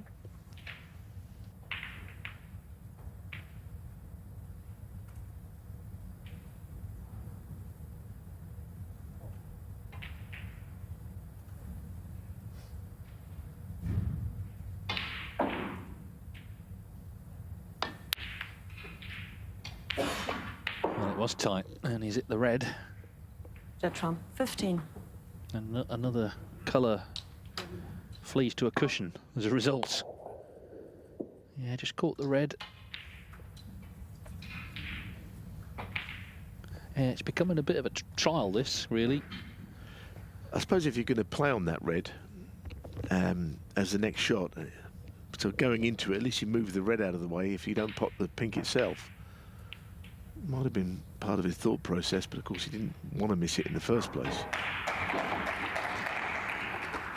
Well, look at the colours. I mean, if you're just tuning in, you already know what sort of frame it's been. Messy, but Trump at least has got the lead, 46.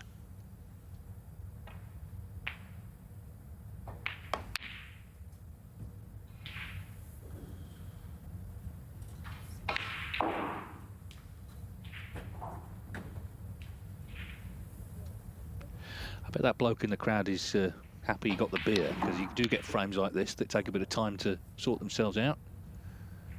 Yeah, and of course every snooker match is different. I mean, this has not been a classic, let's just be honest about it, but it still might end up very interesting at the end. There he is.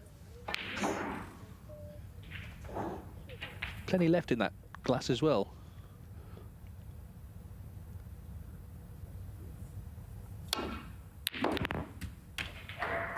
One.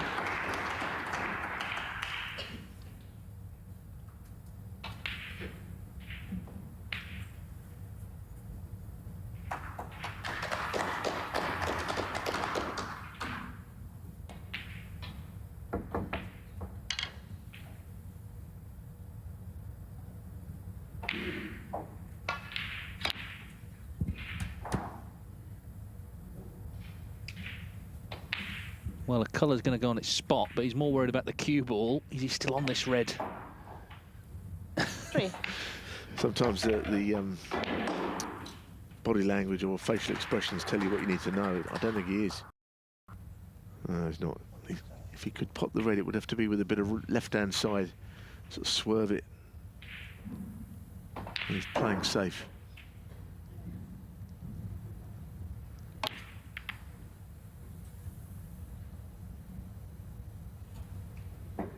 Well, if Judd is right, you don't want to leave him anything like this, even though the cueing's awkward. But as David pointed out, he's 0 from 5 at long range. And he'll know that he's not knocking these in. It becomes a decidedly missable shot. And because actually that is his sort of almost bread and butter, isn't it? Shots like that he would rarely miss. Although it was, as I say, Cuba wasn't in the perfect place to play it.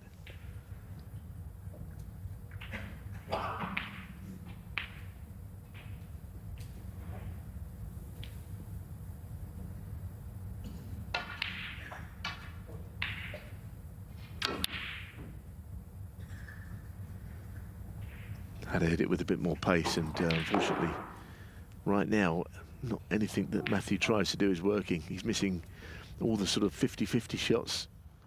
Missing the first red. Not getting anywhere. I mean, he's in the match still, but the fact that Judd has struggled has kind of become Matthew's situation as well. They're both below best. And it's a question of who picks their game up. Get the feeling that Judd will be able to do it if the chance comes.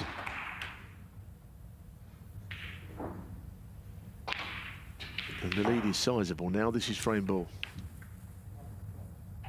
Yeah, just for a moment I thought he was going to come right in behind that blue, but he didn't. So as you say, this red, and Stevens needs a snooker. So it's been hard work. No. But Trump looking good for a 3-2 lead.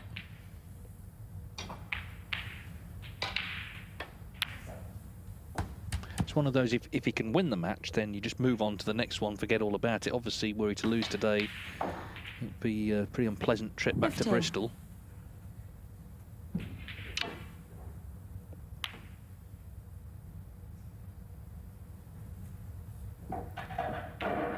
Yeah, I mean, look, Trump, 15. Yeah, Judd's having a good season, but at the end of it, he has any kind of a show rule made, this frame definitely won't be on it. But there's been some highlights, but this is not one of them. 1. A couple of snookers needed. I guess from Trump's perspective, if he could, obviously he wants to win the match, that's number one, but if he could end nicely with a couple of breaks maybe, then suddenly it's not so bad.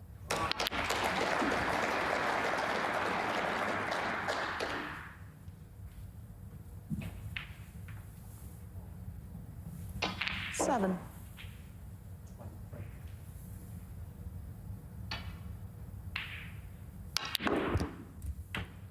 8.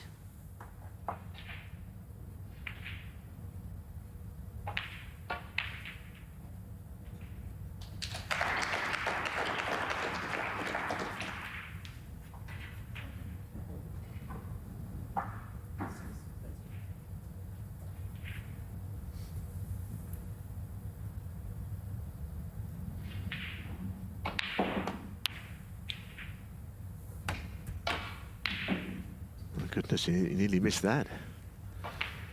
But of course, 15. getting tight behind the black will be the key. But the trouble is that the red is going up in a direction where there's no colour that he can land close for the 15. free ball aspect of it. So even if he gets the snooker and that's going to be missed, it's not really making me think he's about to take this frame.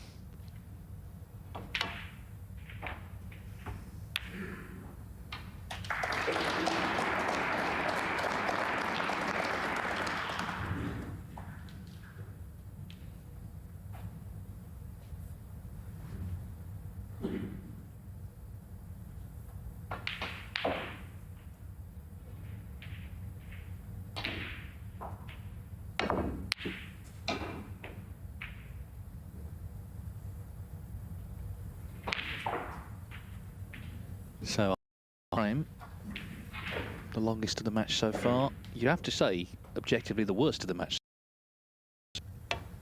Trump just wants to win it.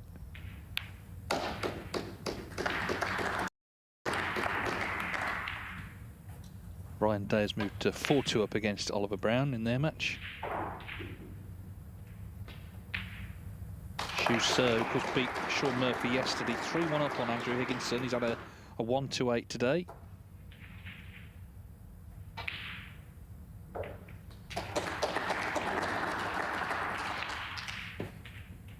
And Ersan Bakkers won the 5th frame to come back to 3-2 down. To Zach Surety's made a 78 break there, the Swiss.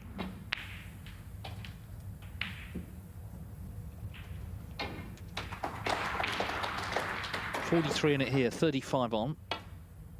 Trump needs to just be sensible. And you feel he'll still win the frame.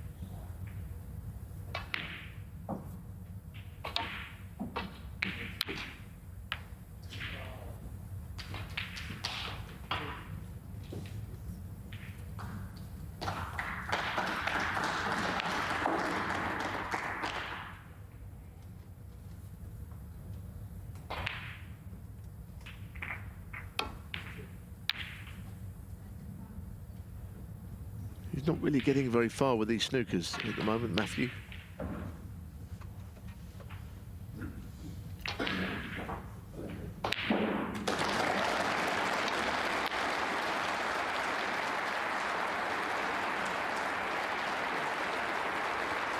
No, and that's the end of that. The red goes in. Hard-fought frame, 33 minutes. It goes to Judd Trump, who has battled away to get the lead back here. 3-2. He still needs 2 more, and he's hoping for an improvement in terms of form. But the main thing is he won the frame. He leads 3-2. Judd Trump leads Matthew Stevens 3-2. Mark Williams is out 5-1. He Guoquang finished off with a second century. So a great performance by him. He placed Sam Craigie in the 3rd round. Williams joining the likes of Mark Selby, Sean Murphy, Luca Purcell, knocked out of the tournament.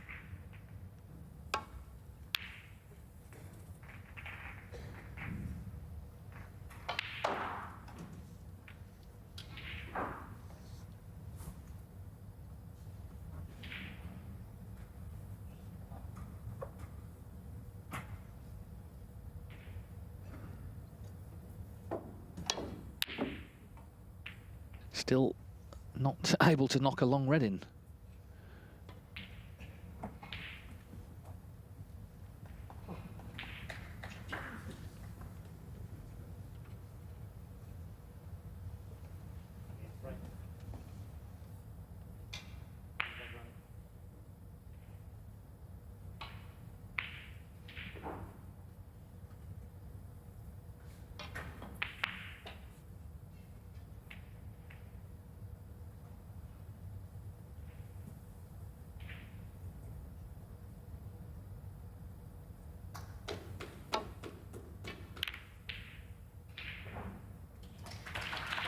I guess even though he's only a frame behind here, Matthew Stevens is going to have to improve, certainly on when he does get the chances, what he takes from them, because he's not scoring at all, quite honestly.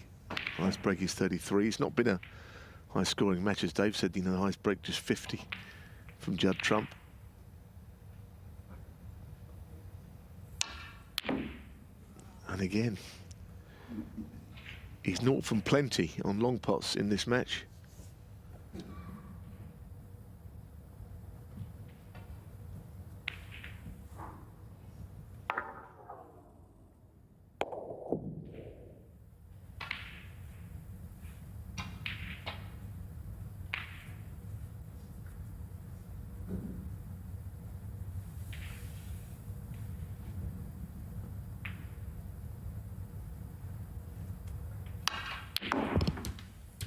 1.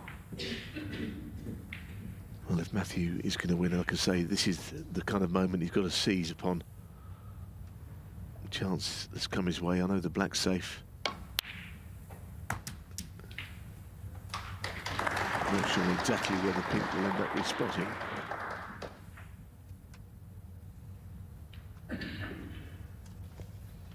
Yeah, I mean, what could change the feel of the match is if Stevens could, you know, win in a one visit, then that does make Trump think. Because at the moment, I feel, well, I'm struggling, but I could still scrap through this. But if Stevens can up his game, then he'll have to do the same. It's all ifs and buts. Matthew Stevens with the chance here early in frame 6.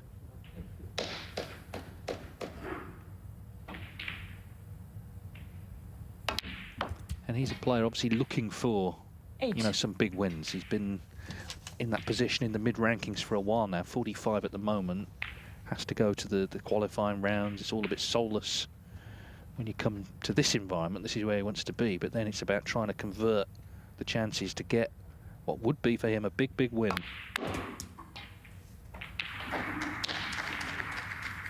Now, what's going to happen when blue is respotted here? Is he going to get in the way of anything? He can't go anywhere else. I think he'll be on the red, but could have finished a little more awkwardly than that and not been on it. I think he's fine.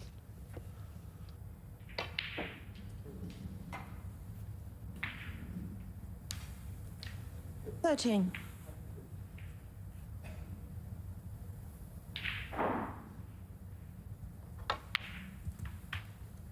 $14.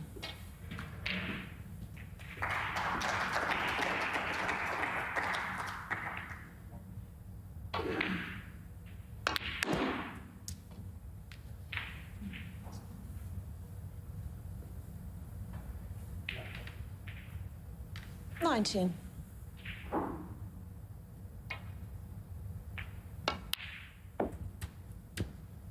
$20.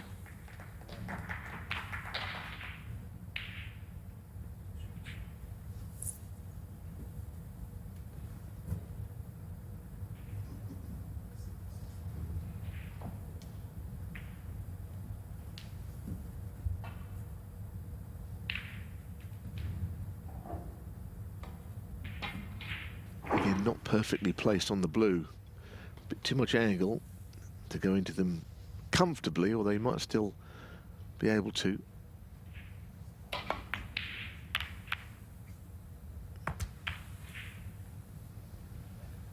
That's not worked out well. He might still be on that left-hand red. It must be tight. But it's not an easy shot from where he is. Cue ball just rushing back and across the table.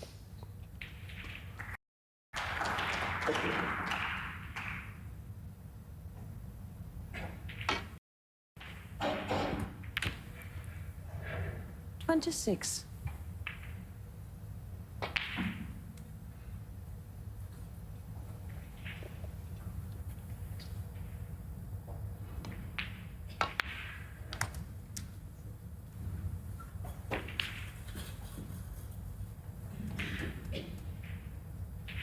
$31.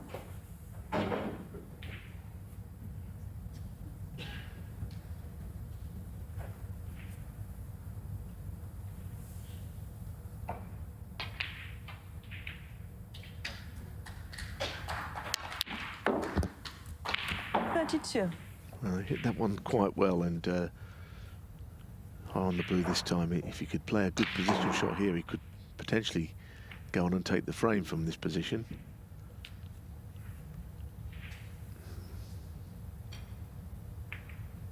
Might just play a nudge into the reds again.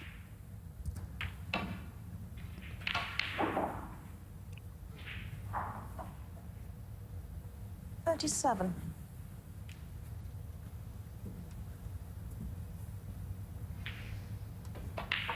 Well, this is his ice break so far this afternoon. Obviously, though, wants to continue to increase it here, keep Trump in that seat.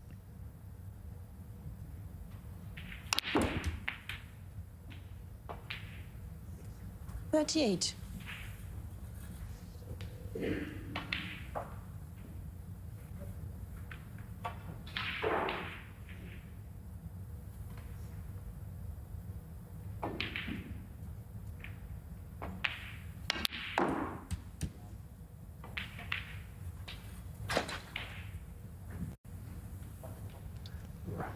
Once again, not the 42. most straightforward shot that he's faced with here on the red. Cueing from the side cushion, bit of an angle on it. And this again becomes a missable option that he's taking on. Now, all of a sudden he's starting to 43. cue more sweetly.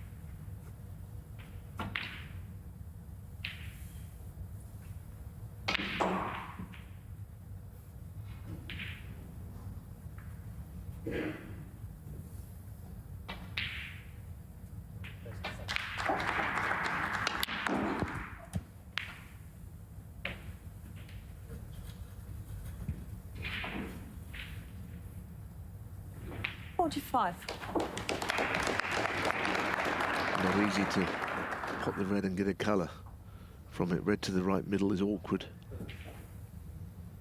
Might be able to roll it in, but it's, as you can see, not a huge amount of pocket to aim at. That's a good shot. 46. Very good shot. Well, it's been a great effort, this. He's had to keep things going. He's been sort of touring various parts of the table, but he is still going. You can see that's Robert Milkins shaking hands with Robbie Williams. Milkins, the winner there. Semi-finalist last year and through to round 3 this year.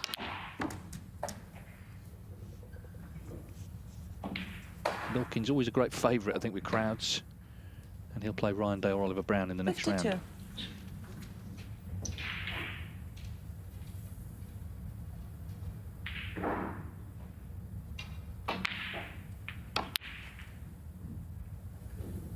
Well, just hit the far jaw, and at that sort of speed, 52. I suppose it was never going to accept the ball into the pocket.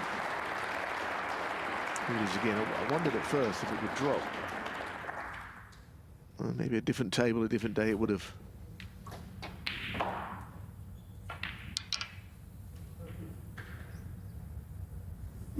So he has made the highest break of the match, 52, but obviously not enough to yet win the frame.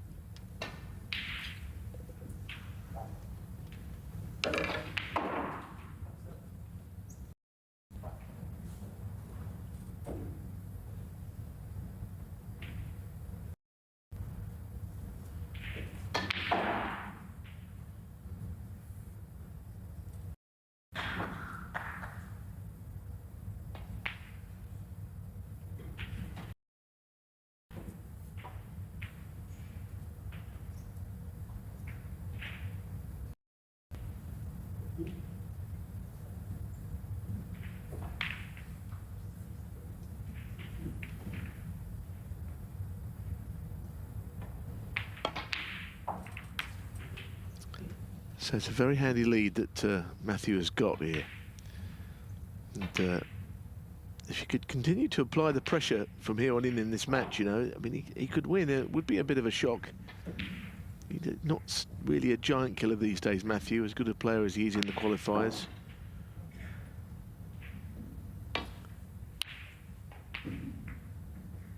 And he hasn't won this, but it could well be at 3-3 that he looks slightly the stronger of the two.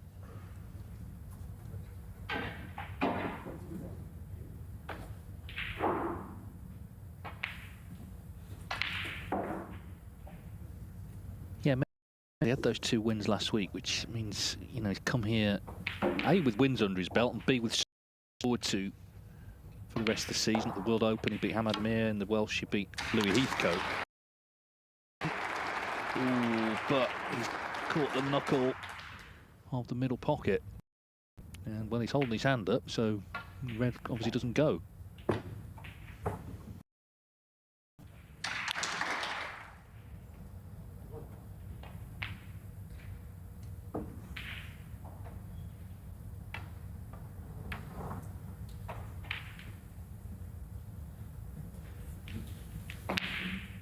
Touching ball.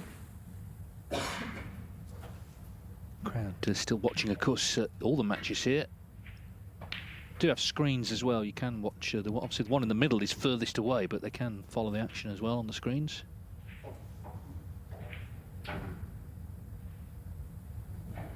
Well, Ryan Day just saw the scoreboard in the background. He's about to win against Oliver Brown, so that'll be a good match, him and Milkins, in the next round.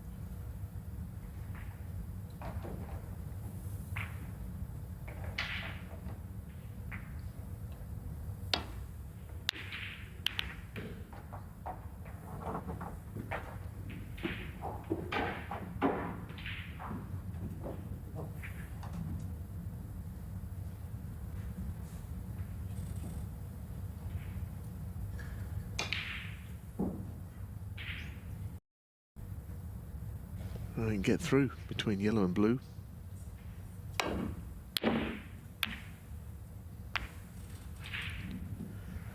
Well, now, all of a sudden, he's got a good lead, but Judd has got probably the best chance that he's had for a long time here.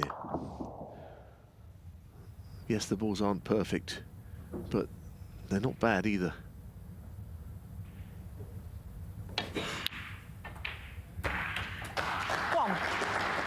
So he's way back into the frame, it would appear, all of a sudden.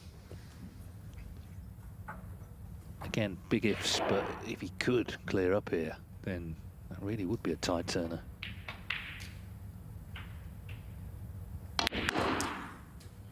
Well, that side camera gave you a good example of how he was able to use the pocket, because it was absolutely straight, that shot, it seemed. Pink spot is covered, so onto the black it goes. 7. I don't think the pink will pass the black, so he might want to play on the black instead to bring that onto the pink spot. It wouldn't bother him in doing so, because the pink spot should be free after this red that's on there currently is potted.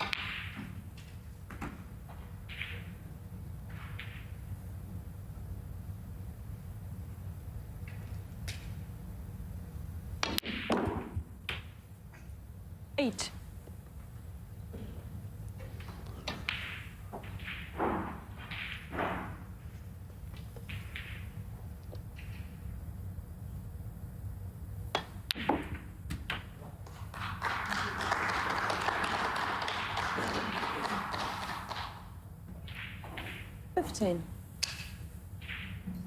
Obviously that left-hand red and the green are further down the line, could be an issue.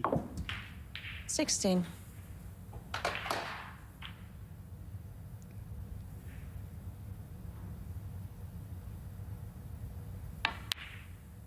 think that for now it's almost a case of Judd just finding his feet a little bit, getting back into the swing, having hit a bit of a 23. pretty of a rough patch in this match. 24. I mean, if all else fails, he could end up doubling the last red into the right middle, but he doesn't want to do that. He'd like to bring it out into open play, because of course you can always miss doubles.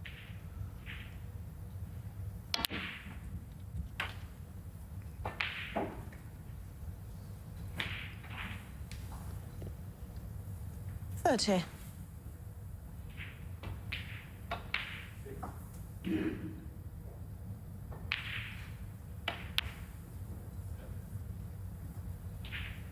$31. Is he a bit straight to bring the red into play? I think he might be. I'll be able to force this.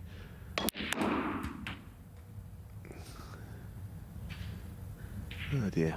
Well, it was a good chance to. He wanted the cue ball a bit further down the table so that he had a slightly wider angle on the black.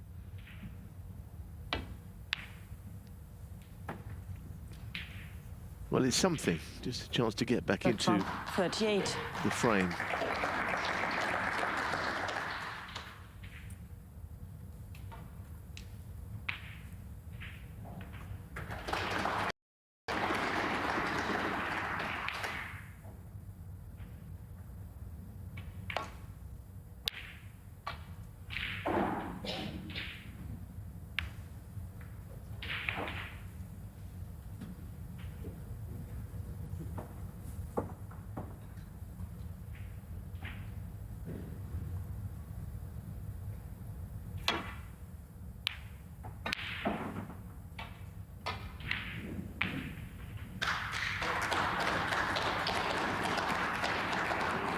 Surely he hasn't got the snooker, is he? That's an outrageous snooker.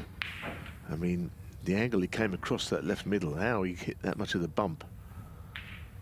He hit it very hard, and it's virtually impossible for the cue ball to come across him behind the green off that. But it's done it. That's where snooker's such a weird sport, really, because he's made a mistake, Trump, actually. But, you know, that's the result of it. Come out on top. Yeah, and it's one of those snookers, you can go around the back of it, easily leave it up. Needs help here. Oh, he's pulled the green out. Didn't want to do that. Mightn't be that the red pots be very thin if it did.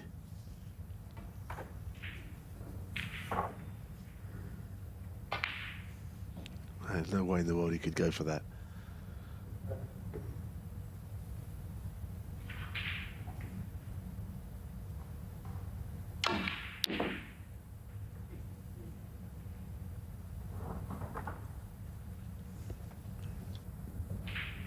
So, the frame on a knife edge now, everything possible. 14 points in it, 4-2 or 3-3. Biggest moment of the afternoon so far, this.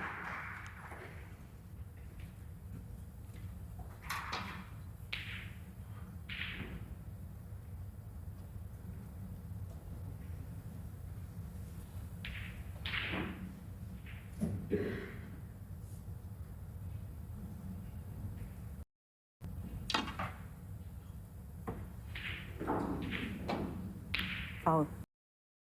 He missed it altogether, and he's left a free ball by the looks of things. Judge Trump full He was trying to catch just a bit less than a quarter of it, which made you think that he would hit some of it at least. He wasn't trying to just catch the thinnest of edges on the red, but it could be a very serious mistake to make. Blue ball.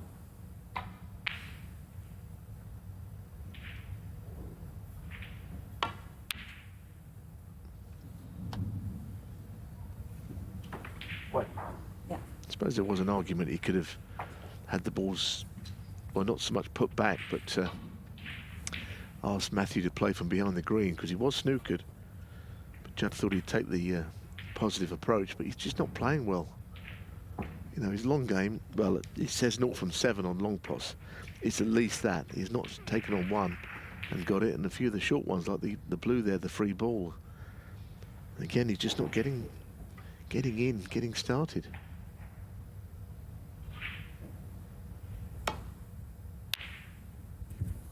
And Matthew with another chance, and at 3-3, this has become quite interesting the way this match has developed. It's not been a classic, but we've got a bit of a game on our hands, it would seem.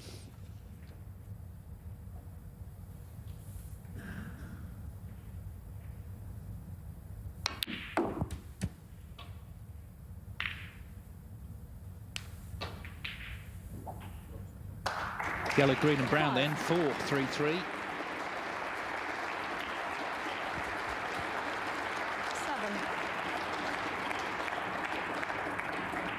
And the match becomes a best of 3 as a result.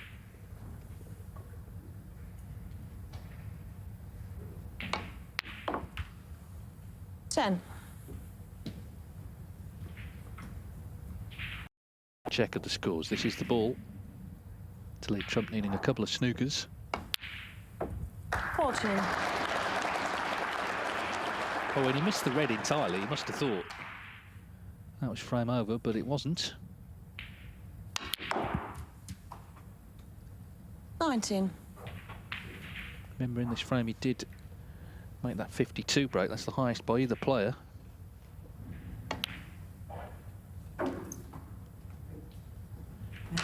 Matthew Stevens refusing to go away here. Trump had a serious chance there. It didn't happen for him.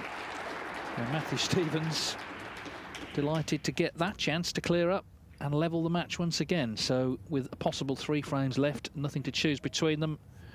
We're all square here in Berlin, but this match still too close to call. 3-3, Judd Trump and Matthew Stevens. Stevens winning that last frame, which was very much in the balance, certainly when Trump got the free ball, but he didn't pot it. Yeah, Zach Surety, the latest winner, 5-2 over Alexander Ursenbacher.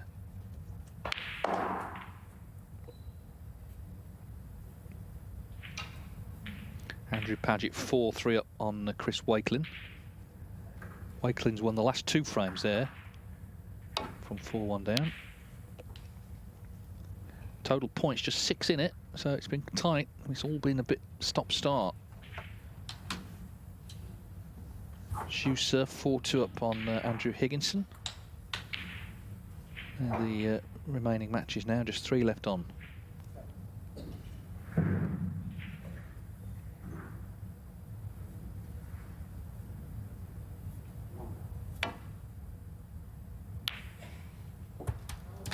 Well, he has put a long one now, and that was a terrific shot against the knack of the cloth. That is a very hard shot to play, and he executed it perfectly.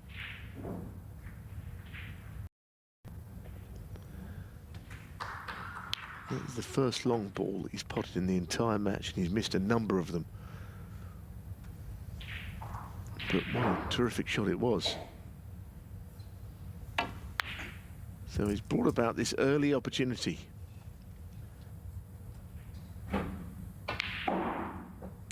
Six.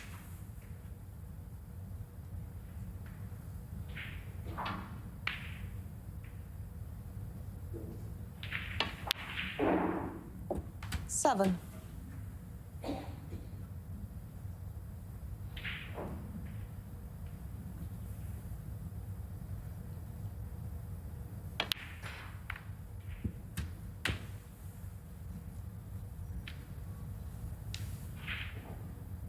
Fourteen.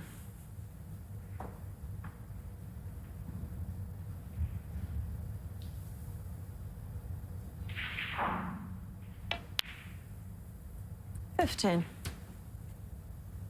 I guess the only thing is, I mean, he has struggled today, okay, to find his best game, but in general, he's had such a good season. He's not come here, you know, fretting on his form. Far from it, actually. 6 finals, 3 titles. 22. So maybe that will make some sort of difference here as we approach the denouement of this match. I think what it is how tolerant you are of not playing well, and you know it's been a sticky old match this for both players actually. But you know you've just got to stick with the program, and hopefully things will come your way. And also, just getting the win under your belt. If you don't play well today, you can play well tomorrow. And of course, tomorrow you're probably on the way home if you lose. So it's simple as that. If you get too dismayed about not playing well, that could be the end of it. Not many matches left. The other Discovery Plus tables are all finished, so this is, if you like, the main match, although the others are all still ongoing. That's a good shot. I think he must be on a red to at least the left middle. If he's on that red to the it's even more significant. There's a good shot.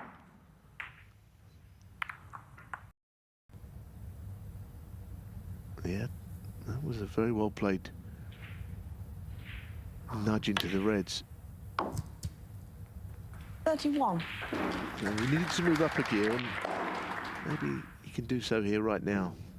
Yeah, so far it's a much cleaner frame. I mean, it's got to be said, and partly because of some of the mistakes, but some of the balls in other frames, they went awkward. It was hard work. This is much more where you want to be. 38. Around the black spot. Reds to go out.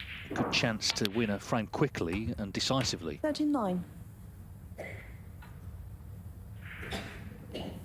This frame's only been going 4 minutes. Trump already going to get to 46 with this black.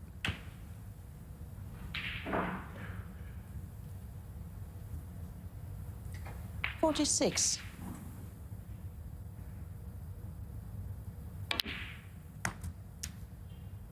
47.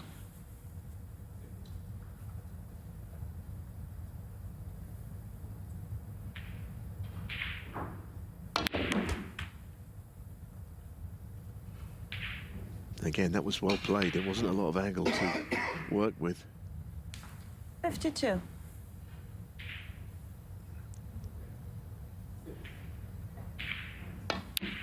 I'll say it is quite distracting here for players, I suppose. You see 53. Matthew looking across at the other table, as invariably you do, but when you're not in the best of form or your opponent's in the middle of a break, there's so much going on.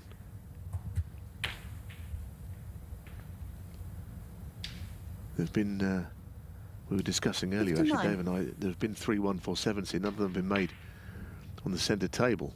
Well, it's happened on an outside table when the 60. centre table is on. I suppose the odds are it would have been with all those matches taking place at the same time.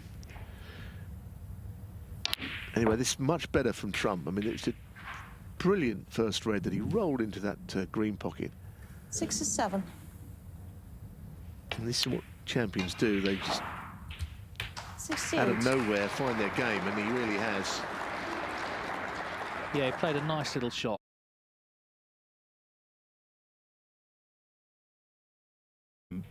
When he needed to, really. 76. Just nice control here. And a chance to make what would be his third century of the week. He made 2 last night.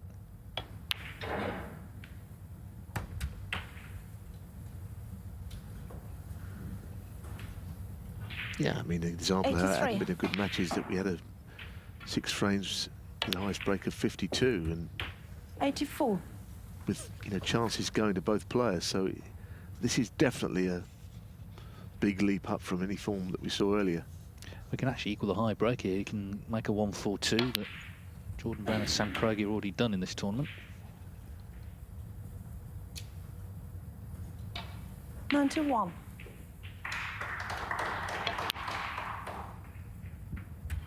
92. Well, they'll be relieved he's taken the pink, I guess, but he doesn't care about that. He's here to try and win this match. And he's surely going to make what would be century number 60 this season. He's 98. miles in front on that list. This one has sort of come out of nowhere. It just shows 99. you what a class act he is. All the struggling that's been going on, and then he produces this. Excellent from Judd Trump. Big cheer, quite rightly. Beautifully controlled break, just at the right time. 106.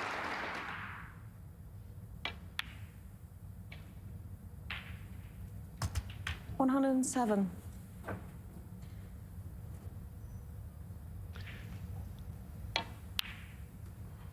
Well, not a flashy sort of shot from black to yellow, although he's not on it anyway. Something about the cushion there, nice 114. cushion. I don't think the table perhaps played as well as it might have done. But anyway, that's a much better break from Judd. 114. Yeah, really, it's 114, really in the blink of an eye. So he's made his move. Can Matthew Stevens match him and force a decider? Judd Trump, Sun 4-3 and 1 away from victory. So it's 4-3 to Judd Trump. He's just made 114 in the 7th frame, by far the highest break of the day. In this match, can Matthew Stevens Thank you. force Frame the 8. decider? Matthew Stevens to break.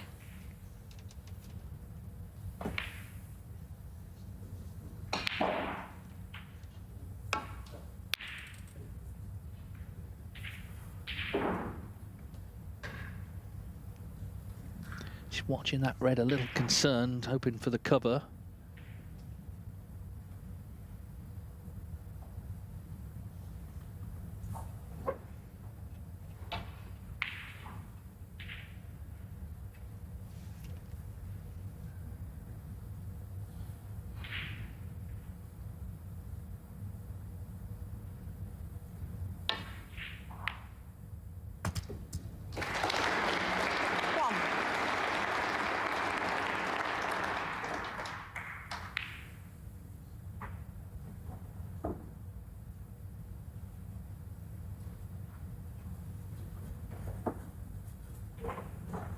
Well, he's gone a little too far, but he's playing a big shot here, screwing into the bunch from this blue. Tried to control it as well as he could. And, well, he's straight on that red along the cushion. I don't think he'll be entertaining that shot.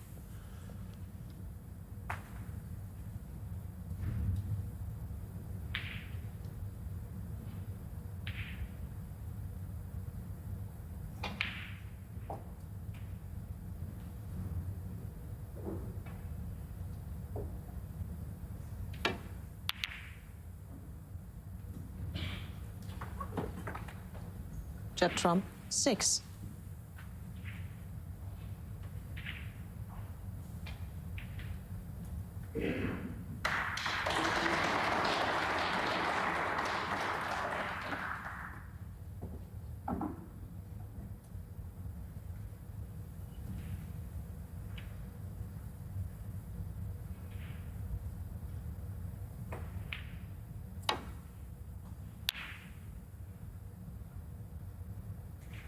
Well, it's always a concern when you hit those half ball shot to nothings too thick, and clearly it becomes a situation where the cue ball doesn't travel up the table to safety.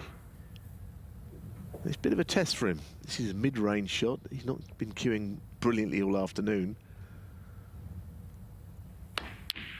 but there are signs he's a little bit better now. Cue ball has not done what he expected it to do, though.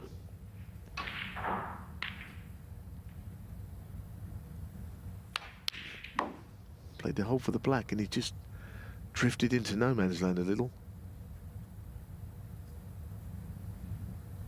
Still taking it on.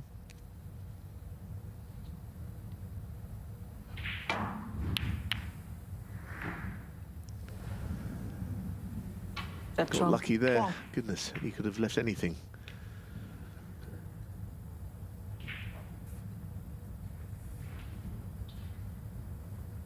Well, you can see that 4 matches have finished there, but there's still a couple on the other side. But the real focus now on this one.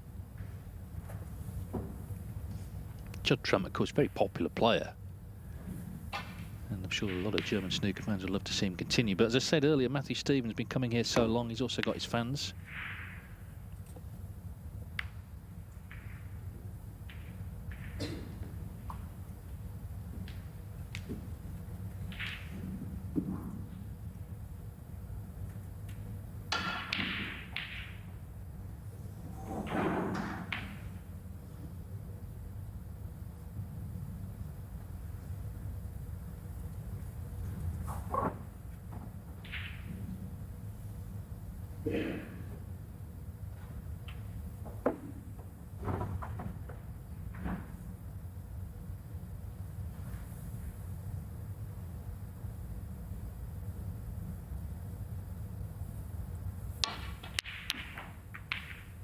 Well, he looked at it, although it wasn't apparent immediately what he was playing. The plant was on, but he couldn't get to it directly. So this was a way of doing so. And of course, directly or not, he couldn't have played the pink onto the red.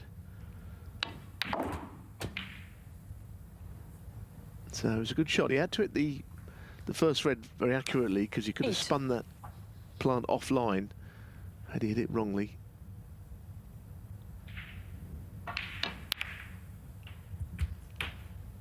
Nine. Is he on it? He's looking a little anxiously, but I think he is. The walk tells you a lot, doesn't it? It was quite a purposeful walk, that, which told you he could see it.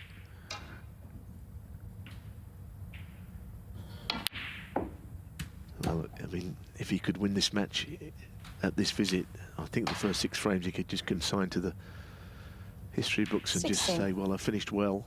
Matthews had his opportunities, but all of a sudden, Judd Trump has moved up a notch. 17.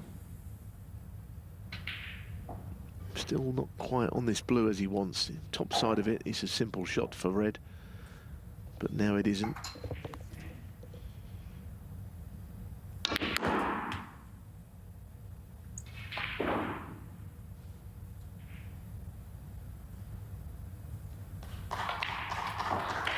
Might be a right-handed shot here. 22.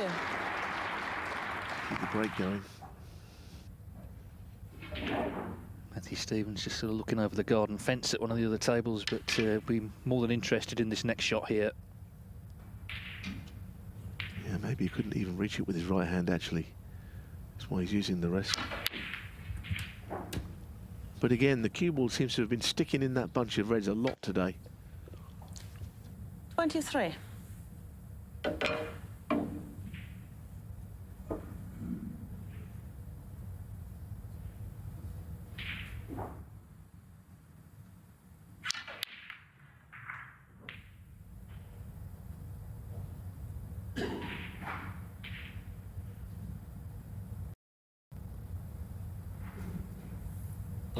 Yellow ball.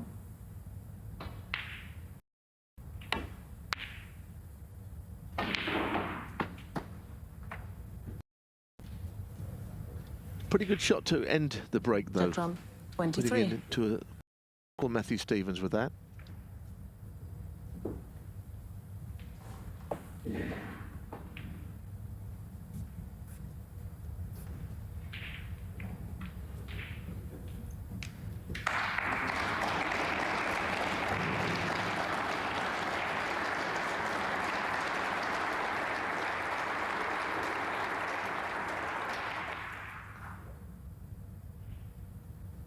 Well, good win for Andrew Paget, 5-3 over Chris Wakelin, who of course has been in a ranking final this season in Belfast, so it's a terrific win for the Welshman, 5-3.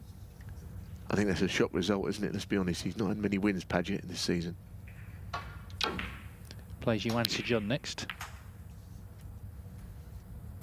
We played the double kiss, but you've got to hit it squarely on as you can, and anything off, you see what happens. It just, cue ball doesn't really, just zigzag its way up the table rather than straight back up.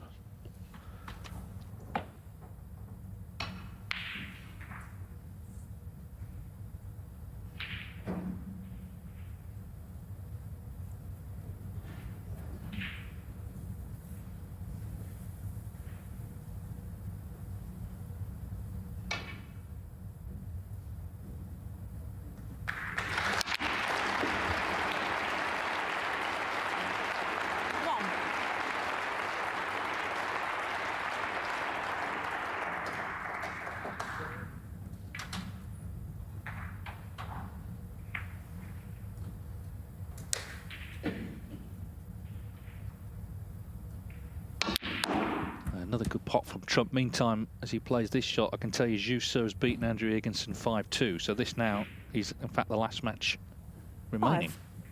5.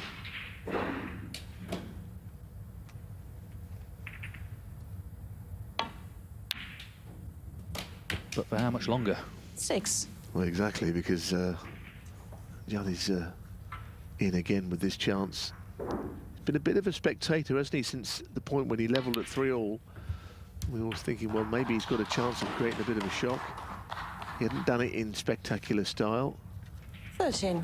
Judd was off his game. Matthew was not playing brilliantly, but he was hanging in there. But since then, it's been a bit different again.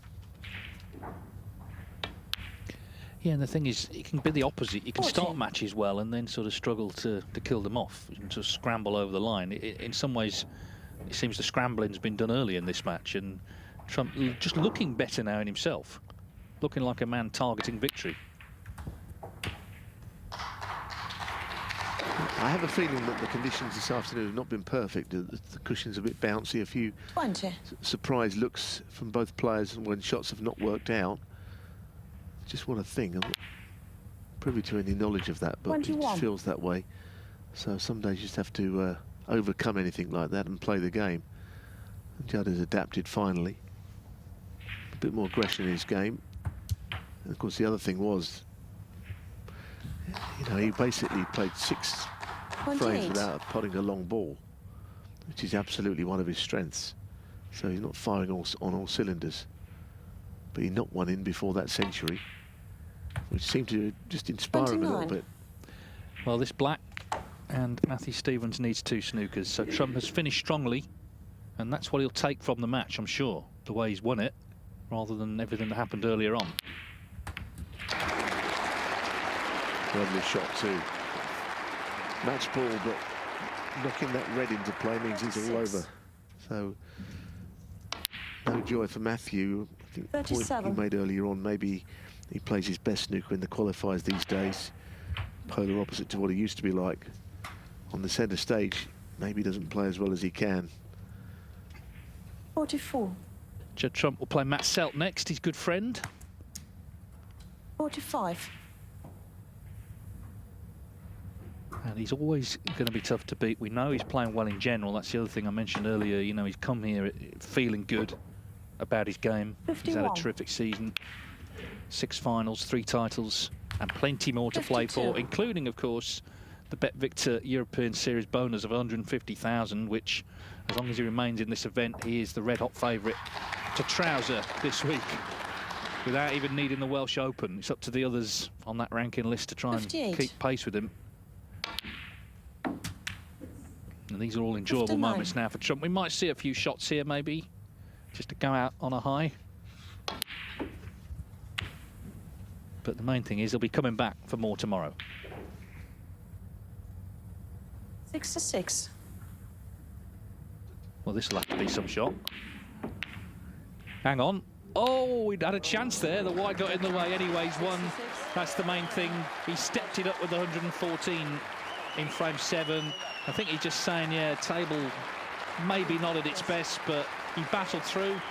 And the crowd are delighted to see him back for more in round 3. He'll play Matt Selt for a place in the last 16 of the German Masters. At times it was hard fought, but it was a fine finish from Trump. He wins by 5 frames to 3.